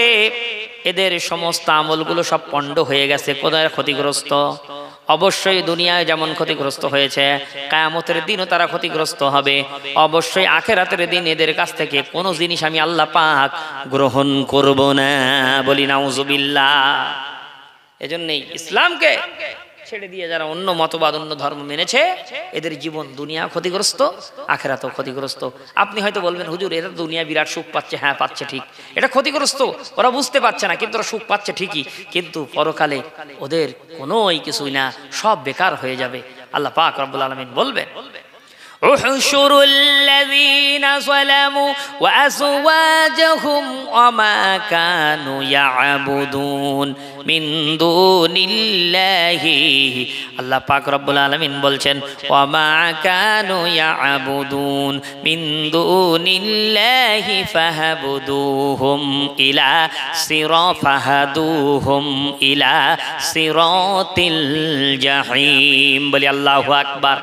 আল্লাহ পাক বলেন যারা নাকি আমার দেয়া ইসলামকে বাদ দিয়ে দুনিয়ায় অন্য দেবদেবীদের উপাসনা করেছে, পূজা করেছে, কিয়ামতের ময়দানে ওই সমস্ত দেবদেবতাগুলোকে একত্রিত করা হবে এবং যারা তাদের অনুসারী ছিল, যারা তাদের অনুসরণ করেছে, পূজা করেছে, অর্চনা করেছে, সবগুলোকে একত্রিত করে বলা হবে ফাহাদুহুম ইলা সিরাতিল জাহিম। যাও যাও এই সমস্ত মূর্তি, এই সমস্ত দেবদেবতাগুলোকে এবং এদের অনুসারীদেরকে জাহান্নামের সোজা রাস্তা দেখিয়ে দাও। বলি নাউজুবিল্লাহ। এজন্য আল্লাহ শুকরিয়া যে আমি আপনি মুসলমান ধর্মের ভিতরে এখনো আল্লাহ পাক আমাদেরকে দাখিল রেখেছেন। বলি সুবহানাল্লাহ। প্রিয় ভাইয়েরা, এজন্যই আমার আপনাকে আল্লাহ পাক রব্বুল আলামিন বলছেন শোনো, এই ক্ষতি থেকে তোমরা বাঁচার জন্য তোমরা সময়ের মর্যাদা দিয়ে তোমরা কি করো? এক নম্বরে চারটি কাজের এক নম্বর ইল্লাল্লাযীনা আমানু। এই ক্ষতি থেকে বাঁচতে হলে তোমাদেরকে সর্বপ্রথম যে কাজটা করা লাগবে সেটা হলো তোমাদেরকে এক আল্লাহ পাককে বিশ্বাস করতে হবে। কি করতে হবে? আল্লাহ পাককে বিশ্বাস করতে হবে, আল্লাহ পাকের উপর ঈমান আনতে হবে। আল্লাহ পাক আরো বলেন ইয়া আইয়ুহাল্লাযীনা আমানু আমিনু। আল্লাহ বলেন ও ঈমানদারেরা তোমরা ঈমান আনো, ঈমান আনো। ও ঈমানদারেরা তোমরা ঈমান আনো, ঈমান আনো, ঈমান আনো। তার মানে কি? আমরা তো ঈমানদার। আবার আল্লাহ বললেন ঈমানদাররা ঈমান আনো। মানে কি? ঈমানটা পাইকারি জিনিস নয়, যে কোনো জিনিস নয়, মজবুত করে ঈমান আনো। এই ঈমান যখন তখন চলে যেতে পারে। আমার আপনার ঈমান যখন তখন চলে যায়। রাসূল বলেছেন এমন একটা সময় আসবে কিয়ামতের আগে সাহাবীরা দেখতে পাবে লোকটি সকালবেলা ঈমানদার হবে কিন্তু সন্ধ্যাবেলা কাফের হয়ে যাবে। সাহাবীরা বললেন হুজুর তা আবার কিভাবে হবে? লোকটি সকালবেলা ঈমানদার আবার সন্ধ্যাবেলা কাফের, আবার সন্ধ্যাবেলা ঈমানদার সকালবেলা কাফের। হুজুর কিভাবে কি সম্ভব? হুজুর বললেন হ্যাঁ কিয়ামতের আগে এরকম হবে হবে। প্রিয় ভাইয়েরা, এমনি করে এখন কিন্তু এটা বুঝতে একদম বাকি থাকে না। চাচা ফজরের নামাজ পড়ে গিয়ে চায়ের দোকানে বসেছে, কিনা বসেছে, চা খাচ্ছে। হঠাৎ করে একজন বলছে যে প্রধানমন্ত্রী কিন্তু আমাদের জন্য অনেক সুবিধা করে দিয়েছে, অটল পেনশন যোজনা করে দিয়েছে, সুকন্যা যোজনা করে দিয়েছে, জীবন জ্যোতি, এমনি করে জীবন বীমা, জীবন জ্যোতি যোজনা শুরু করেছে। এই সমস্ত ফান্ডে যদি আমরা কিছু কিছু টাকা রাখতে পারি, আমাদের যদি আমরা যদি মারাও যাই, মারা যাবার পরেও আমাদের আলাওলাদের এককালীন একটা মোটা টাকা পাবে। এটা ভালো কাজ, কাজটা খারাপ না। এখন একজন বলছে না এটা ঠিক না, যতই প্রধানমন্ত্রী এটা দিক না কেন, এটা তো সুদের আওতায় পড়ে যাচ্ছে। চাচা বলতেছে দেখো, যে চাচা ফজরের নামাজ পড়ে আসছে ওই চাচা বলতে দেখো বর্তমান সময় অত ওসব এখন বলতে গেলে হয় না। বলেন তো আপনারা বুদ্ধি করি চাচার ঈমান আছে না গেছে? ঈমান আছে না গেছে? ফজরের নামাজও শেষ হয়ে গেছে। চাচা তুমি আমার নবীর হাদিস তো অবজ্ঞা করেছো চাচা। তুমি বলছো বর্তমান সময়ে ওটা সব মানতে গেলে হয় না, এখন সব করতে হয়। কেন? এখনকার যা যুগ জামানা ছেলেরা খেতে দেয় না। যদি অটল পেনশন যোজনাটা করা যায় তাহলে প্রধানমন্ত্রী নরেন্দ্র মোদী সরকার এটা করেছে। এটা করতে পারলে কিছুদিন টাকা দেওয়ার পরে 60 বছর পার হলেই তো আমরা 2000 করে মাসে মাসে পাবো, 3000 করে পাবো। অসুবিধা নেই, যে কদিন বাঁচবো সে কদিন ভালোভাবে চলবে। আর মারা গেলে তো এককালীন 2-3 লাখ টাকা একসঙ্গে দেবে, অসুবিধা নাই। প্রিয় ভাইয়েরা, কিন্তু কারোর কাছে শোনা বোঝা না করি চাচা এই কথা বলে দিল যে দেখো এখনো সব ফতোয়া মানতে গেলে চলবে না। চাচা ফজরের নামাজ পড়ে হাতে তসবিহ, কিন্তু চাচার ঈমান কিন্তু চলে গেছে, চাচা কিন্তু বুঝতে পারে নাই। প্রিয় ভাইয়েরা, এইরকম কত কথা আমরা বলে ফেলি, অজান্তেই বলে ফেলি যে কথাগুলো আমরা বুঝতে পারি না। হঠাৎ করে দেখি এই আজকালকে রাত্রেবেলা বিরাট বৃষ্টি হয়ে গেল। আসলে কি বলেন তো দেখি, এখন তো বৃষ্টি হবার সময় না। এখন বৃষ্টি হওয়ার সময় কি? সময় না, কিন্তু বৃষ্টি হচ্ছে। তার মানে কি? লাইনটা ভালোর দিকে না। বৃষ্টি হয়ে অনেক ক্ষতি হচ্ছে। কেউ হয়তো দেখো ইমানদার লোক, দেখো এখন অসময় বৃষ্টি হচ্ছে, দেখেছো এই কাজ আছে পড়ি বলি ফেললো। আচ্ছা বলেন ওই ব্যক্তির ইমান আছে? আর আছে নাই? এরকম কথা আমরা বলি না? বলি না? বলি, কত অহরহ বলি। আহা, এজন্য আল্লামা রুহুল আমিন সাহেব রাহমাতুল্লাহ আলাইহি তিনি তার কালেমাতুল কুফরের ভিতরে একটা কিতাব লিখে গেছেন, কালেমাতুল কুফর, মানে কলেমার ভিতরে কিভাবে কুফরি ঢুকে যায়।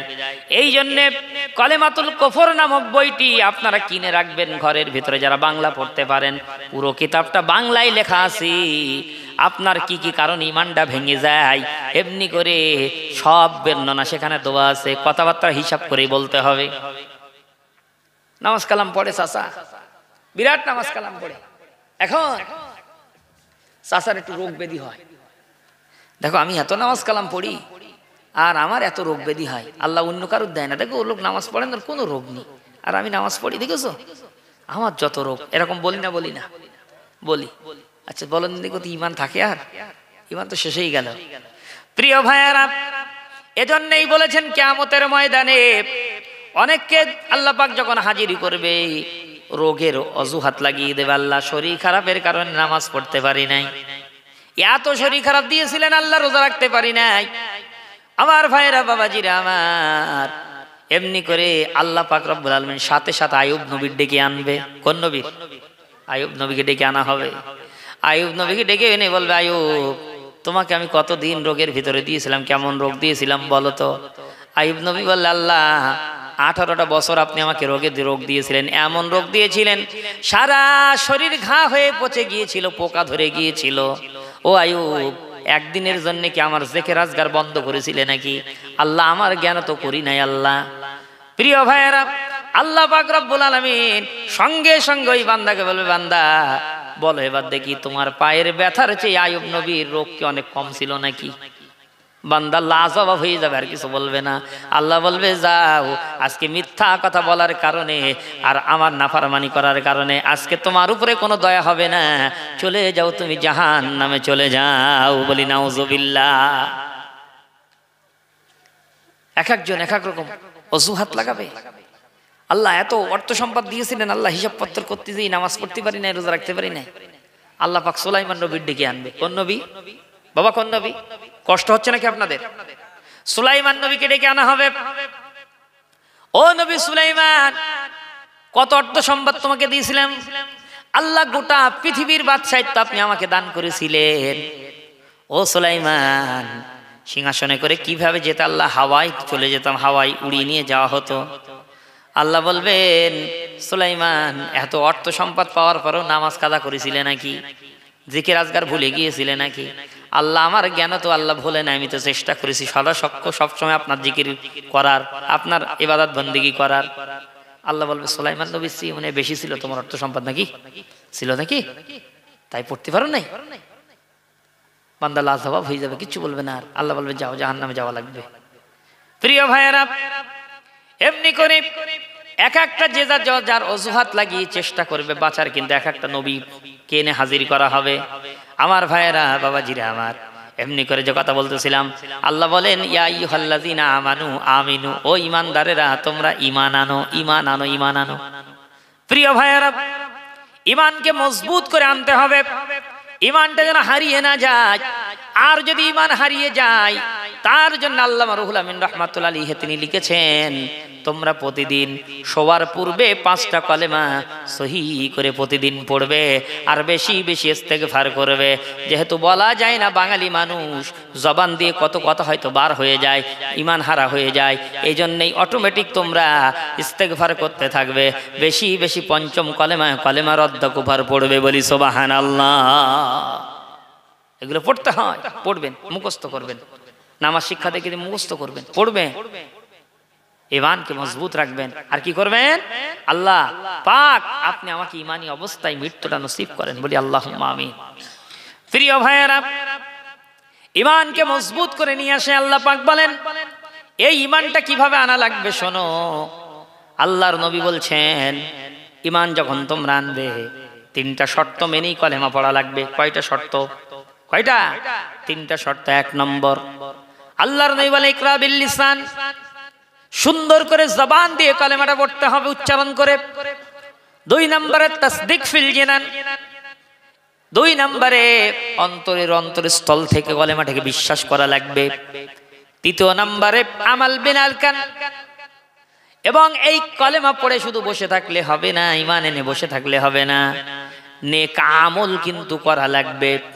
তবেই তোমার ঈমানটা মজবুত হবে, শক্ত হবে। আর নচেত যদি শুধু কলেমা পড়ে বসে থাকো আর যদি আমল না করো, ওই ঈমানের কোনো দাম থাকবে না। যেমন সৌমাত বাজার থেকে একটা গাছ কিনে নিয়ে আসা হলো, আম গাছ। কি গাছ? কি গাছ? আম গাছ। উদাহরণ দিচ্ছে, একটু এক্সাম্পল। এনে ভাই আমটা কি 1 বছর হবে? হ্যাঁ, আল্লাহ চাইলে 1 বছরই হবে ভাই। চাঙ্গা হিমসা চিন্তা করতে আপনি নিয়ে যান, দেখেন অসুবিধা নেই। এখন আপনি গাছটাকে নিয়ে আসছেন আর চিন্তা করছেন 1 বছর পরে আমি আম খাবো, অসুবিধা নেই।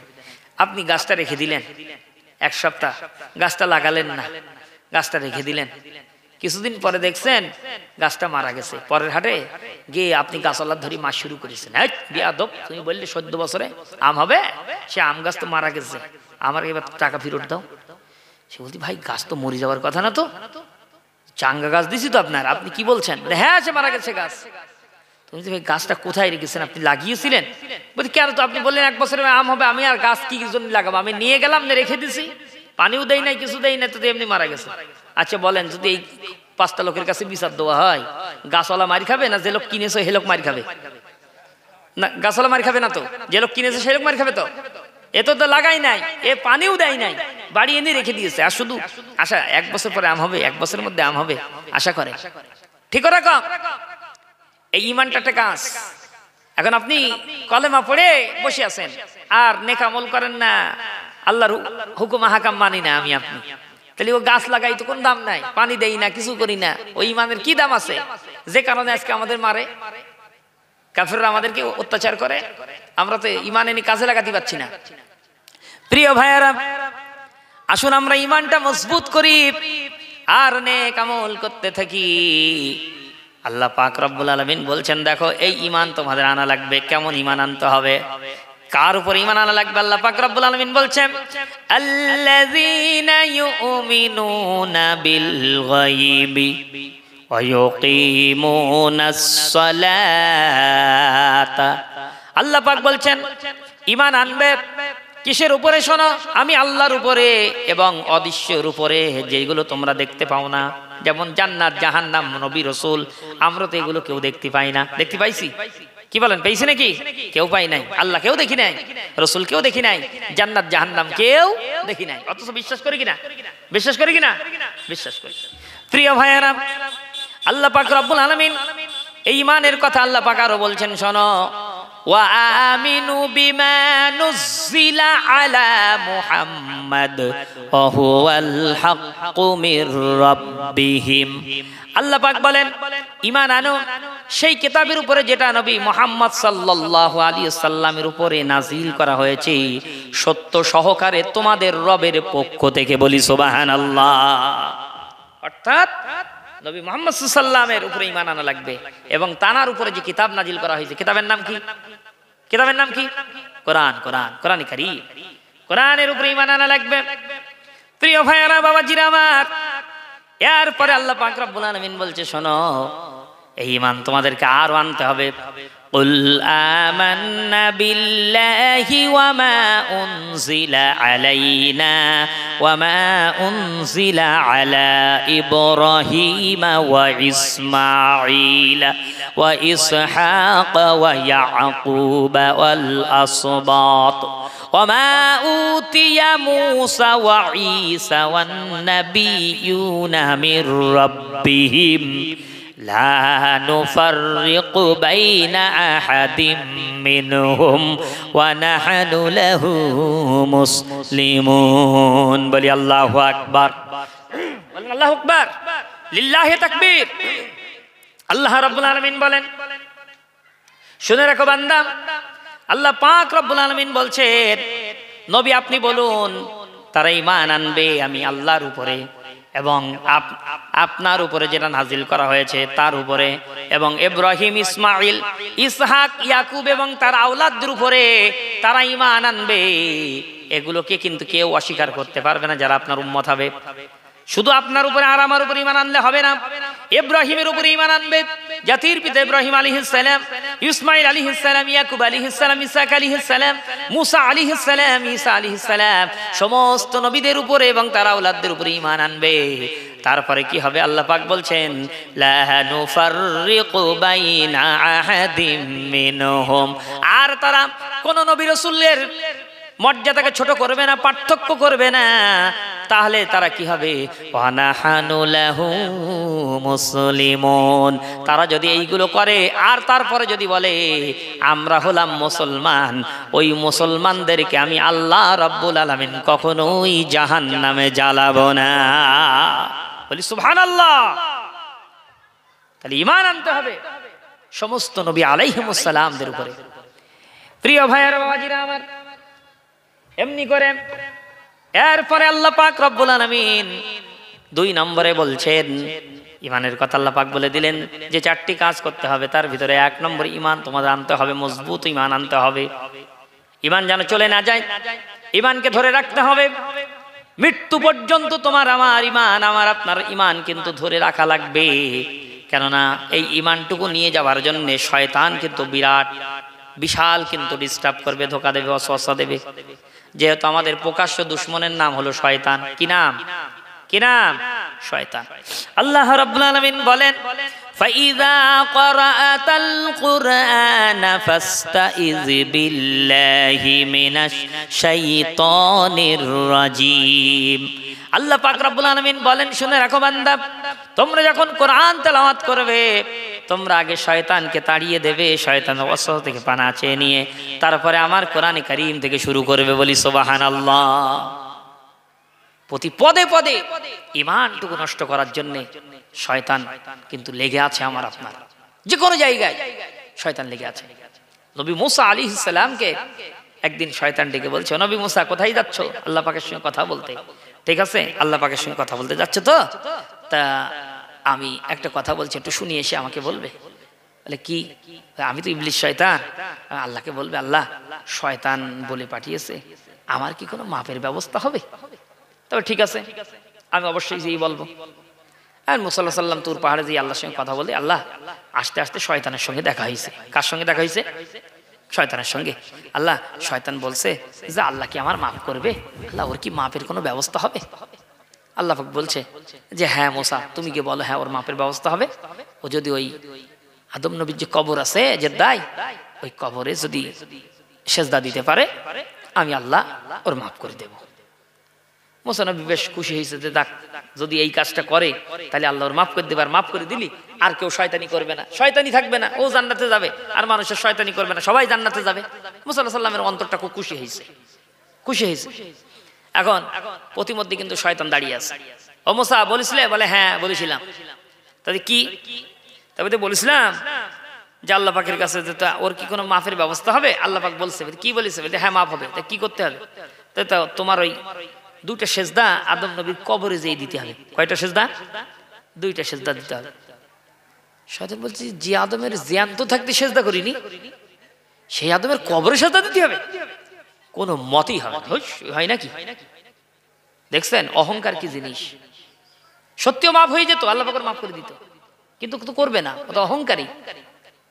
যারা অহংকারী হয় আল্লাহ পাক তাদের কিন্তু জান্নাত দিবে না। অহংকারীদের জান্নাত হবে না, অহংকারীদের জান্নাত হবে না।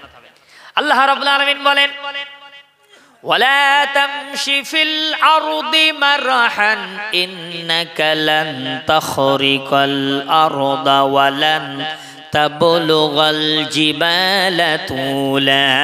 বলি আল্লাহু আকবার। আল্লাহ পাক বলেন, তুমি আমার জমিনের উপর অহংকার করে পা ফেলো না। তুমি অহংকার করে আমার জমিনে পা ফেলে আমার জমিনটাকে ফাটিয়ে দিতে পারবে না। অহংকার করে জমিনে লাথি মারি, জমিন ফাটবে না পা ভেঙে যাবে? কি হবে? পা ভেঙে যাবে। প্রিয় ভাইয়েরা, এমনি করে এজন্য আল্লাহ রাব্বুল আলামিন তিনি বলছেন তোমরা অহংকার করো না, অহংকার করে তোমরা কিছুই করতে পারবে না, অহংকার করে পাহাড়ের উচ্চতা ছাড়িয়ে দিতে পারবে না, লাথি মেরে ছাড়িয়ে দিতে পারবে না, ছাড়িয়ে যেতেও পারবে না। প্রিয় ভাইয়েরা বাবাজিরা আমার, এজন্যই আল্লাহ পাক রব্বুল আলামিন বলছেন ঈমানদাররা কোনোদিন অহংকারী হয় না। যাই হোক, আমি যে কথা বলতেছিলাম, এখন এই ইবলিস শয়তান মুসা নবীকে বলল, নবী মুসা তুমি যখন আমার ব্যাপারে আল্লাহর সঙ্গে কথা বলেছো, আমি তো জীবনে কোনোদিন কারোর ভালো চাই না, শুধু ক্ষতি করি। শয়তানের কাজ কি? ক্ষতি করা। শয়তানের কাজ কি? ক্ষতি করা। তা তুমি যেহেতু আমার হয়ে একটুখানি কথা বলেছো, তো আমি তোমার 3টে নসিহাত করছি। কয়টা নসিহাত? 3টে ভালো কথা অন্তত তোমার বলি, তুমি কি একটু শুনবা? তো মুসা নবী বলছে তুমি বলছো তা, হ্যাঁ ঠিক আছে, তো বলো দেখি, অন্তত শুনি। 3টে উপদেশ আমি তোমার অন্তত দেই। তবে কি বলছে? 1 নম্বরে, তুমি যখন রাস্তায় চলবে না, তুমি একটু আমারে স্মরণ করবা, মানে একটু আমার কথা মনে করো যে শয়তান আছে, ঠিক আছে, এটা একটু মনে করবা। 2 নম্বরে, তুমি যখন জেহাদের ময়দানে যাবা, আল্লাহ রাস্তায় জেহাদ করতে, যুদ্ধের ময়দানে যাবা, সে সময় একটু আমার স্মরণ করি দেখবা, একটু মনে করি যে শয়তান আছে এখানে, ঠিক আছে। 3 নম্বরে, তুমি যখন কোনো স্ত্রী লোকের সঙ্গে কথা বলবা, কোনো নারীর সঙ্গে কথা বলবা, একটু আমার কথা মনে করো যে এখানে শয়তান আছে। এখন 3টে যে কথা বলেছে, 3টে কথা কিন্তু রাইট কথা বলেছে। কি বলেছে? রাইট কথা বলেছে। কিন্তু কেন? মুসা নবী বলছে যে দেখ শয়তান, আমি এই 3টে অনেক পরহেজ করেই চলি। কেননা আমি আপনি যখন রাস্তায় চলবো, এই রাস্তায় কত বেগনা নারী যারা বেপর্দা হয়ে বেহায়া হয়ে ঘোরাফেরা করে, যখনই আমার আপনার চোখটা পড়ে যাবে, দ্বিতীয়বার তাকানোর ইচ্ছা করবে, ঠিক ওই জায়গায় শয়তান ওয়াসওয়াসা দেয়, তাকা, আরেকবার তাকা, তাকা তাকা, দেখ, এরকম বলে। এই যুবকরা বলে, এরকম বলে, শয়তান বলে এটা। এজন্যই রাস্তায় চলতে গেলে একটু স্মরণ করতে হবে শয়তানের, যে না এখানে শয়তান আছে, শয়তান আছে, আমার ধোঁকা দিচ্ছে। প্রিয় ভাইয়েরা, এজন্যই এটা কিন্তু করতে হবে। জিহাদের ময়দানে কি ধোঁকা দেয় শয়তান? বলছে নবী মুসা শোনো, জিহাদের ময়দানে যখন তুমি তুমুল যুদ্ধ হয়, সে সময় তোমার বাড়ির কিন্তু বিবি বাচ্চার কথা আমি মনে করিয়ে দেই। জিহাদে যারা যায় তাদের বিবি বাচ্চার কথা আমি মনে করিয়ে দিই তাদের। এই বাড়ি তোর বিবি আছে, তোর বাচ্চা আছে, তুই জিহাদে কেন যাচ্ছিস? ফিরে আয়, ফিরে আয়, ফিরে আয়, ফিরে আয়, এরকম ভাবে এ করে। আচ্ছা হুজুর কি এসে গেছে? তা আপনি পাঠিয়ে দেন, আমি আর বেশিক্ষণ বলবো না, ঠিক আছে, আপনি পাঠিয়ে দেন। একটু দরুদ শরীফ, আল্লাহুম্মা সাল্লি আলা সাইয়্যিদিনা ওয়া আলা আলি সাইয়্যিদিনা।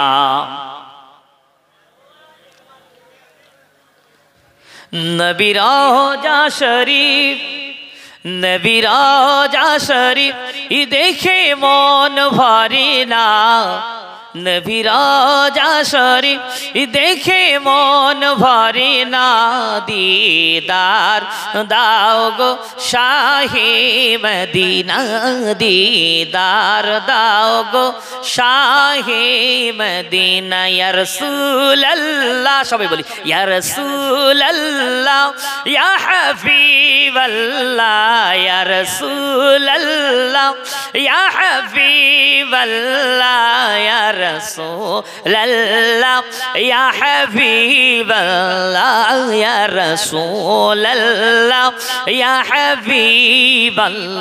বলি সুবহানাল্লাহ। একটু জোরে বলেন না বাবা সুবহানাল্লাহ, একটু জোরে বলেন না সুবহানাল্লাহ। নারে তাকবীর। আরশের মেহমান করেছেন আল্লাহ, কত শান কত মান মোর কামলিওয়ালা, কত শান কত মান মোর কামলিওয়ালা।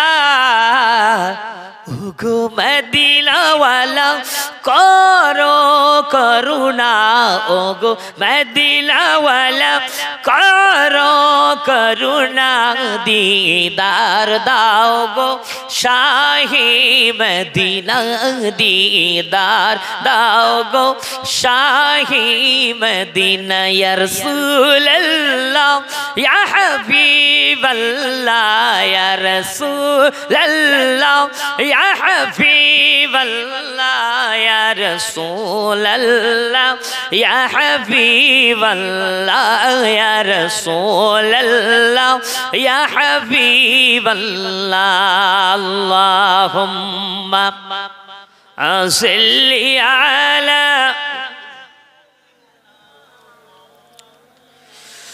وعلى آل سيدنا চলুন এগিয়ে যাই। বলছিলাম সেই কথা, এখন শয়তান বলল যে আমি জেহাদের ময়দানে যখন কেউ যায় তার বারবার আমি বিবি বাচ্চার কথা মনে করিয়ে দিয়ে তাকে জেহাদ থেকে ফিরিয়ে দিই। বলি নাউজুবিল্লাহ।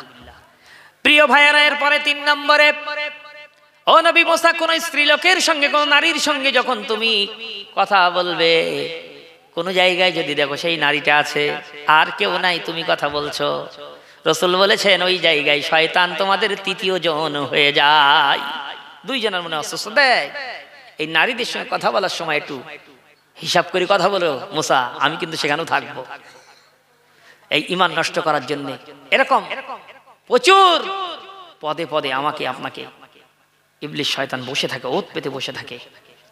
প্রিয় ভাইয়ারা, এই ঈমান মজবুত ভাবে রেখে দিতে হবে। এজন্যই আল্লাহ পাক রব্বুল আলামিন বলছেন, শোনো, তোমরা ঈমানের উপরে দাঁড়িয়ে থাকার জন্য এই দোয়াটা তোমরা মুখস্থ করবে। কি? রব্বানা লা তুযিগ কুলুবানা বা'দা ইয হাদাইতানা ওয়া হাব লানা মিন লাদুনকা রাহমাহ ইন্নাকা আনতাল ওয়াহ্হাব। বলি আল্লাহু আকবার। এই দোয়াটা একটু সূরা আল ইমরানের ভিতরে আছে, প্রথম দিকেই। একটুখানি কষ্ট করে মুখস্থ করবেন, যার বাংলা অর্থ হলো, আল্লাহ আপনি আমাকে এই হেদায়েতের রাস্তা যখন দেখিয়েছেন, ঈমানের রাস্তা যখন দেখিয়েছেন, এর উপরে আপনি আমাকে দৃঢ়ভাবে দাঁড়িয়ে থাকার তৌফিক দান করেন। বলি আমিন।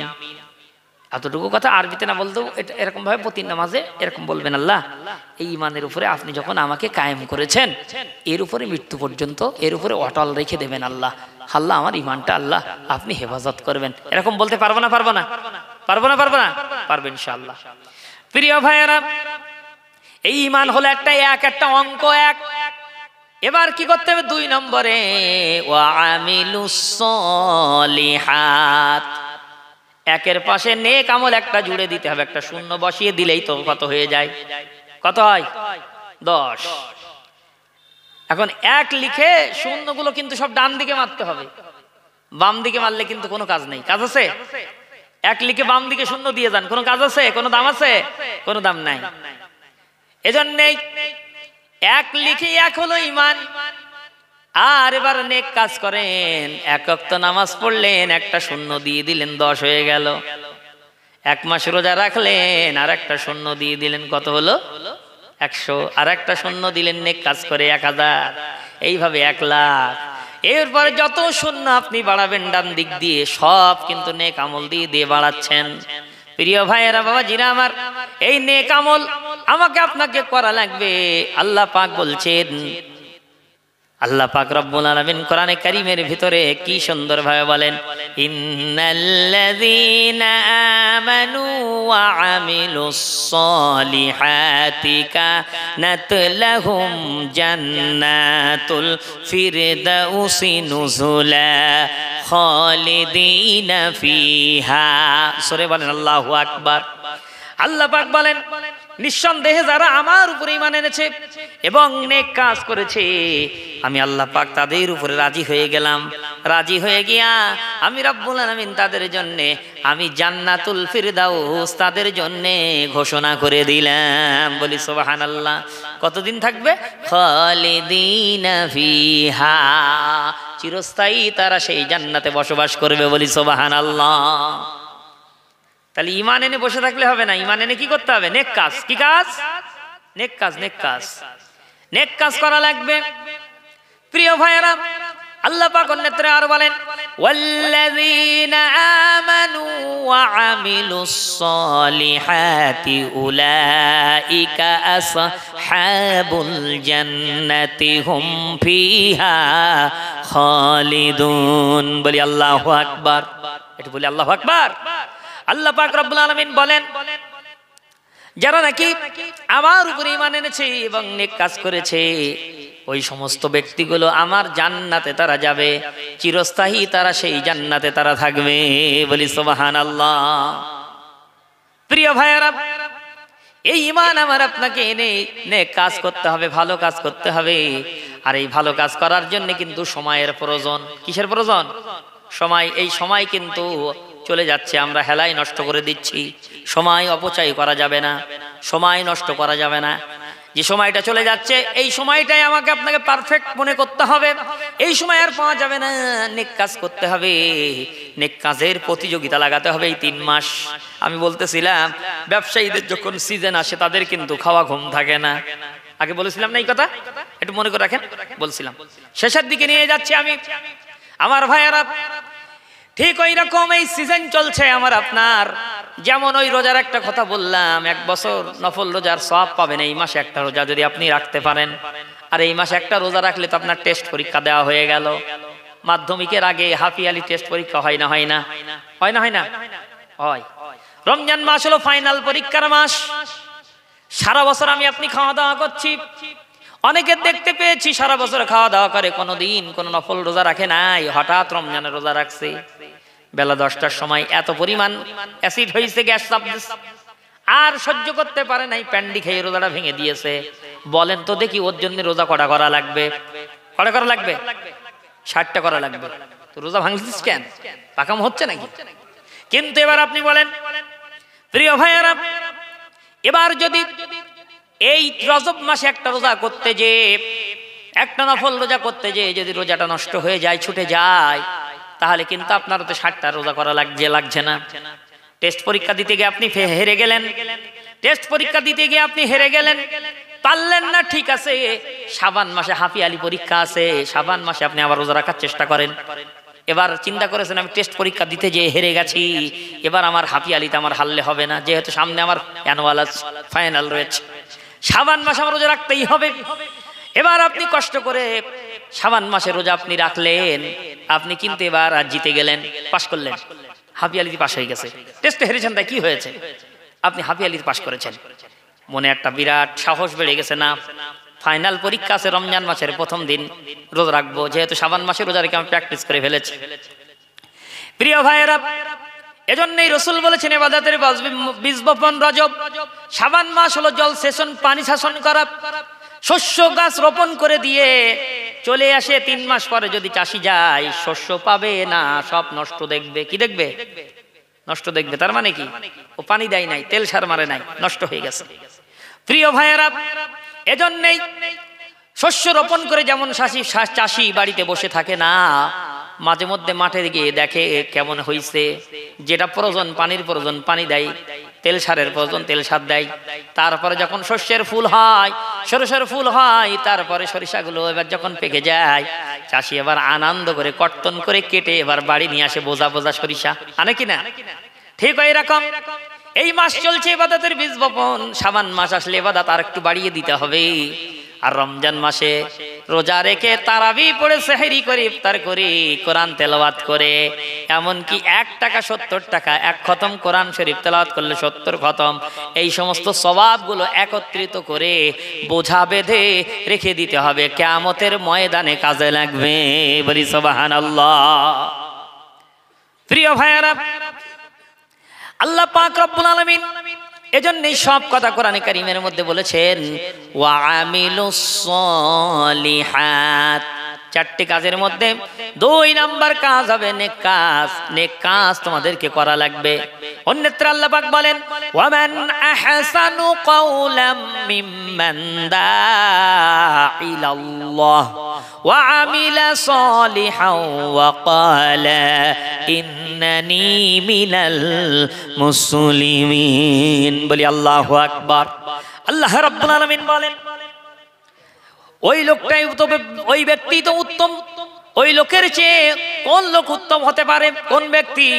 যে ব্যক্তি মানুষ দিগকে, লোক দিগকে আল্লাহর দ্বীনের দিকে আহ্বান করে, দাওয়াত দেয় এবং সে নেক কাজ করে এবং অন্যদেরকেও নেক কাজের জন্য উদ্বুদ্ধ করে, উৎসাহিত করে নেক কাজ করার জন্য। সে বলতে থাকে, আল্লাহ বলেন, আর যখন তাকে জিজ্ঞাসা করা হয় তুমি কে, সে বলে ওয়াকালা ইন্নানি মিনাল মুসলিমিন, আমি হলাম একজন মুসলমানদের মধ্যে, আমি একজন মুসলমান। বলি সুবহানাল্লাহ।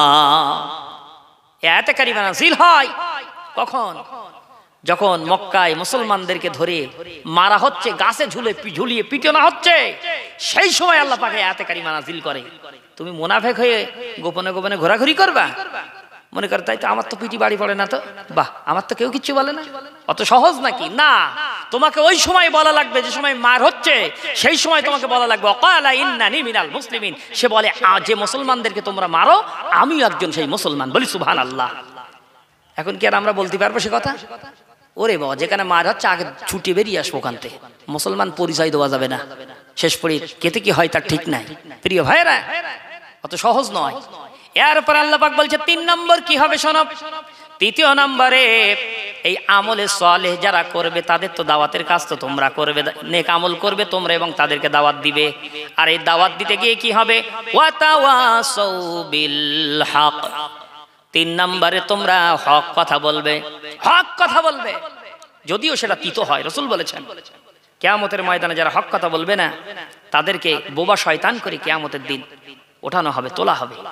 প্রিয় ভাইরা, হক কথা বলতে হবে, যদিও সেটা তিতো হয়, টক হয়, বলতেই হবে আপনাকে। দেখছেন না কত হক কথা আমরা গোপন করি, বলি না। বলছি হুজুর এখানে একটু সুদের কারবার বেশি আছে, হুজুর একটু সুদের বিরুদ্ধে একটু ওয়াজ করবেন। এখন হুজুর চিন্তা করতে, তাই তো কি বলি এবার, হুজুর চিন্তা করতে যদি আমি এখানে সুদের বিরুদ্ধে বলি, আগামী বছর আর আমার দাওয়াত দেবে না, হচ্ছে দরকার নেই, অন্য বিষয়ে ওয়াজ নসিহত করে চলে যায়। এরকম কথা আমরা দেখতে পাই আমাদের মধ্যে। কিন্তু দেখেছি আমাদের বুজুর্গানে দিন আল্লামা রুহুল আমিন রাহমাতুল্লাহ আলাইহি, ফুরফুরা দাদা হুজুর রাহমাতুল্লাহ আলাইহি, তারা ওয়াজ করতেন, দেখতেন যে যেখানে যে রোগটা আছে সেই রোগের ঔষধটা, সেই রোগের প্রেসক্রিপশনটা তারা দিতেন। বলি সুবহানাল্লাহ। প্রিয় ভাইরা, এই হক কথা বলা লাগবে। 4র্থ নম্বরে এই হক কথা বলতে গিয়ে কিন্তু আপনাকে মারধর, ছোট বড় কথা আমার আপনার উপরে চলে আসবে। এর উপরে দৃঢ়ভাবে দাঁড়িয়ে থাকতে হবে এবং ধৈর্য ধারণ করতে হবে। ওয়াতাওয়াসাউ বিস সাবর, ধৈর্য ধারণ করা লাগবে, সবর এখতিয়ার করতে হবে। প্রিয় ভাইরা, বাবাজিরে আমার, এমনি করে এই 4টি বিষয়ের উপরে আমরা আলোচনা করলাম। মোট আজকে 5টা বিষয়ের উপরে আলোচনা করলাম। মোট কয়টা বিষয় বাবা? কটা? 5টা বিষয়ের উপরে আলোচনা করলাম। 1 নম্বর, সময়, আমরা সময়কে গুরুত্ব দেবো। সময়কে কি করব? গুরুত্ব দেবো, সময় অপচয় করব না। 2 নম্বরে আমরা ঈমান আল্লাহর পাকের উপরে দৃঢ়ভাবে দাঁড়িয়ে থাকবো। ঈমান তো এনেছি, ইয়া আইয়ুহাল্লাযীনা আমানু আমিনু, হে ঈমানদারেরা ঈমান আনো। আল্লাহ পাক এখানে অনেকবার বলে ঈমান আনো, ঈমান আনো। প্রিয় ভাইরা, তার মানে ঈমানের উপরে দৃঢ়ভাবে আমরা দাঁড়িয়ে থাকবো মৃত্যুর আগ পর্যন্ত। আল্লাহ তৌফিক দান করেন, বলে আল্লাহুম্মা আমিন। এমনি করে 3 নাম্বার, নেক আমল নিজেরা বেশি বেশি করব এবং অপরদেরকে দাওয়াতের কাজ করব, নেক আমলের দাওয়াতের কাজ করব। 4র্থ নম্বরে হক কথা বলবো। 5 নম্বরে আমরা এই হক কথা বলতে গিয়ে অনেক বাধা বিপদ আসবে, এর উপরে আমরা ধৈর্য ধারণ করে দাঁড়িয়ে থাকবো। আল্লাহ পাক যেন তৌফিক দান করেন, বলি আল্লাহুম্মা আমিন। অনেক কথা বললাম বাবা, কষ্ট পেয়েছেন নাকি? কষ্ট পেয়েছেন? যদি আপনারা কেউ মনে ব্যথা পেয়ে থাকেন, আল্লাহর রাস্তে মাফ করে দিবেন আর দোয়া করেন আল্লাহ পাক যে কদিন হায়াতে রাখেন পবিত্র কোরআনে কারীমের খেদমত, তথাপি আমার দাদা পীরের সিলসিলার খেদমত করার তৌফিক দান করেন। সকলে বলে আল্লাহুম্মা আমিন। ওয়া আখিরু দাওয়ানা আনিল হামদুলিল্লাহি রাব্বিল আলামিন। আসসালামু আলাইকুম ওয়া রাহমাতুল্লাহি ওয়া বারাকাতুহু। দরুদ শরীফ। আল্লাহুম্মা। ভাই আসসালামু আলাইকুম। ভালো আছেন? বড় ভাই দোয়া করবেন ভাই আমার জন্য।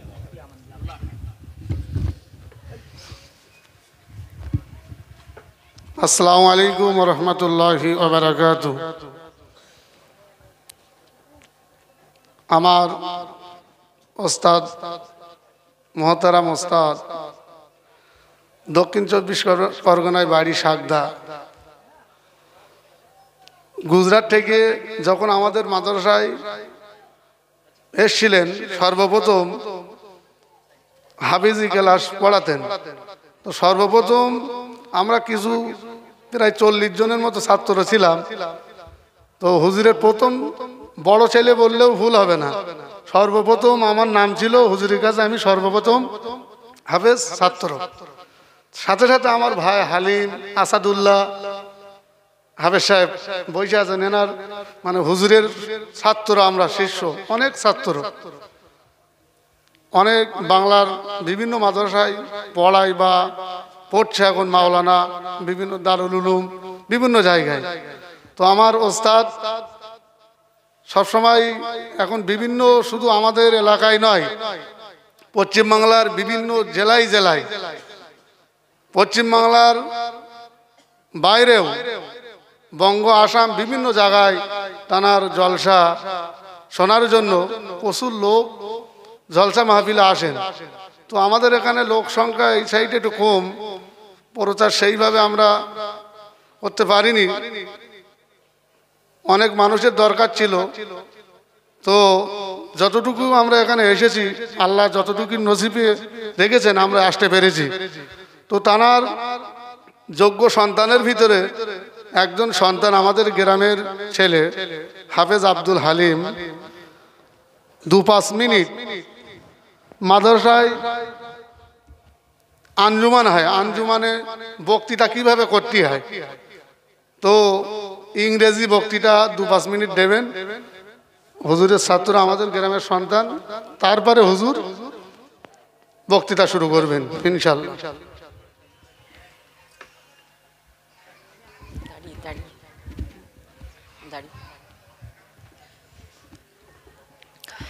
نحمد الله العلي العظيم ونصلي على رسوله الكريم أما بعد فأعوذ بالله من الشيطان الرجيم بسم الله الرحمن الرحيم وإنك لعلى خلق عظيم صدق الله العظيم. وعن سعد بن هشام بن عامر قال أتيت عائشة فقلت يا أم المؤمنين أخبريني بخلق رسول الله صلى الله عليه وسلم. قالت كان خلقه القرآن. Mr. President, our honorable teacher and my dear audience, Assalamu alaikum wa rahmatullah. In this occasion of Sirat Muhammad sallallahu alayhi wa sallam, my today's topic is the character of our Prophet Hazrat Muhammad sallallahu alayhi wa sallam. I think it is a pride for me that I have got an opportunity to participate on this occasion like this.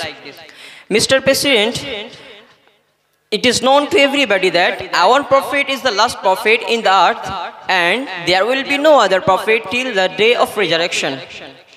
And Allah subhanahu wa ta'ala has said in the Holy Quran, ما كان محمد أبا أحد من رجالكم ولكن رسول الله وخاتم النبيين. Muhammad is not a father of any of your men, but he is the messenger of Allah, and he is the messenger of Allah and the last prophet. My dear audience, since he is the last prophet of our all, Allah has bestowed him all the best qualities among mankind. He is made as the peace for all the nation or the mankind. Allah subhanahu wa ta'ala has said in the Quran about him, about her, وَإِنَّكَ لَعَلَى خُلُقٍ عَظِيمٍ. And you are surely an excellent standard of character. So my dear audience, our Prophet was born in Mecca, but he could not live there in peace. The reason was, he did not accept the idol worshipping. He did not accept the idol worshipping. He got the command from Allah to say, there is no God but Allah, and Muhammad sallallahu alaihi wasallam is his prophet.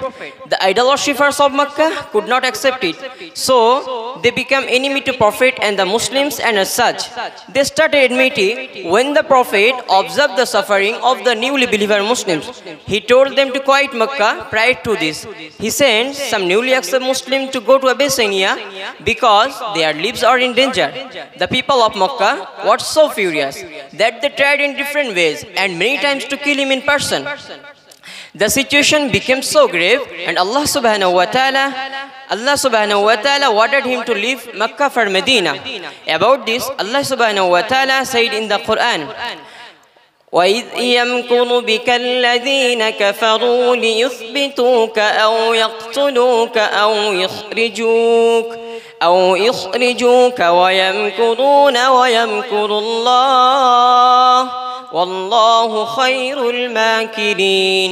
And recall, when the disbelievers are conspiring against you to hold you as a captive or to kill you or to expel you, they are planning and Allah was also planning, and Allah is the best planner.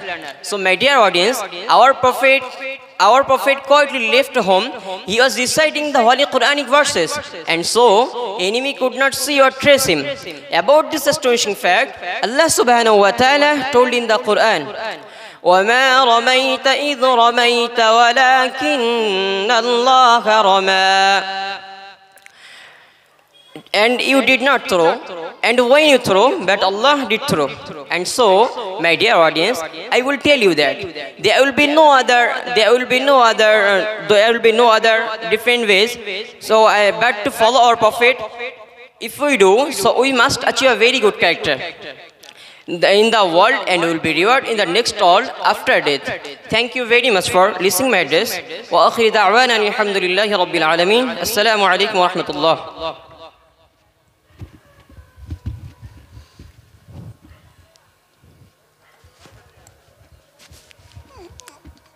আমাদের হযরত জলসা করার আগে হুজুর বলছেন যে আমার ছাত্র এখানে আর একজন বসে আছে, হাফেজ আসাদুল্লাহ, ছোট্ট করে একটা কিরাত পড়বে, তারপরে জলসা মাহফিল শুরু করবেন ইনশাআল্লাহ।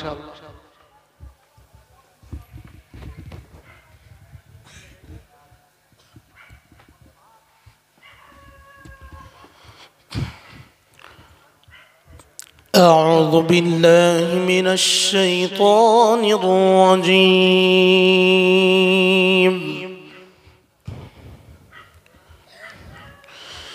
بسم الله الرحمن الرحيم.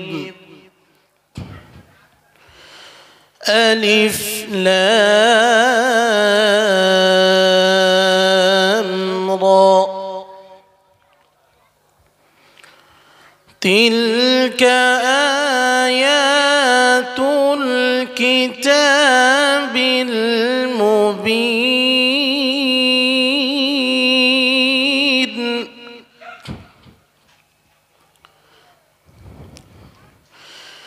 إنا أنزلناه قرآنا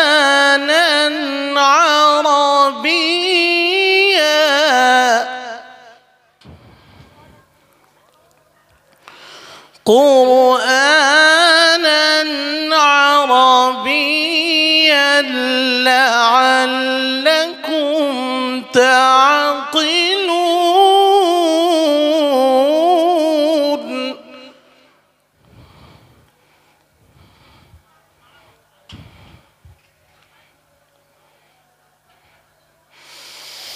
نحن نقص عليك أحسن القصص بما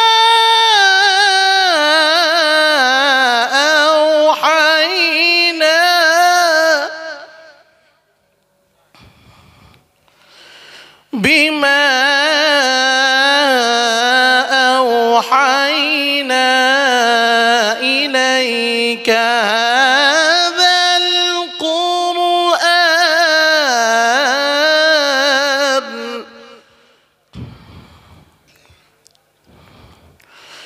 وإن كنت من قبله لمن الغافلين.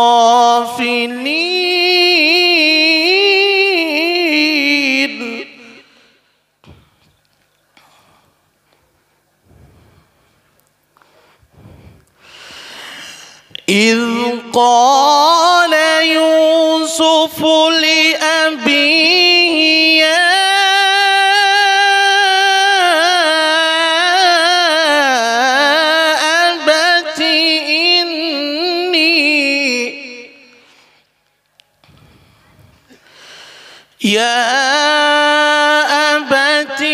إني رأيت 11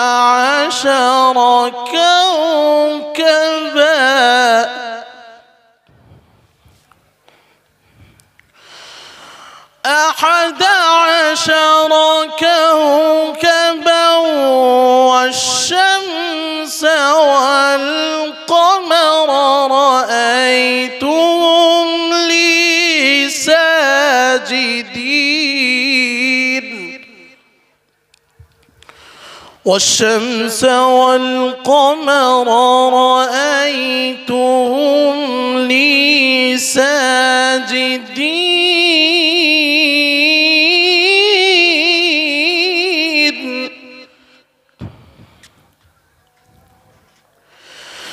قال يا بني لا تقصص رؤياك على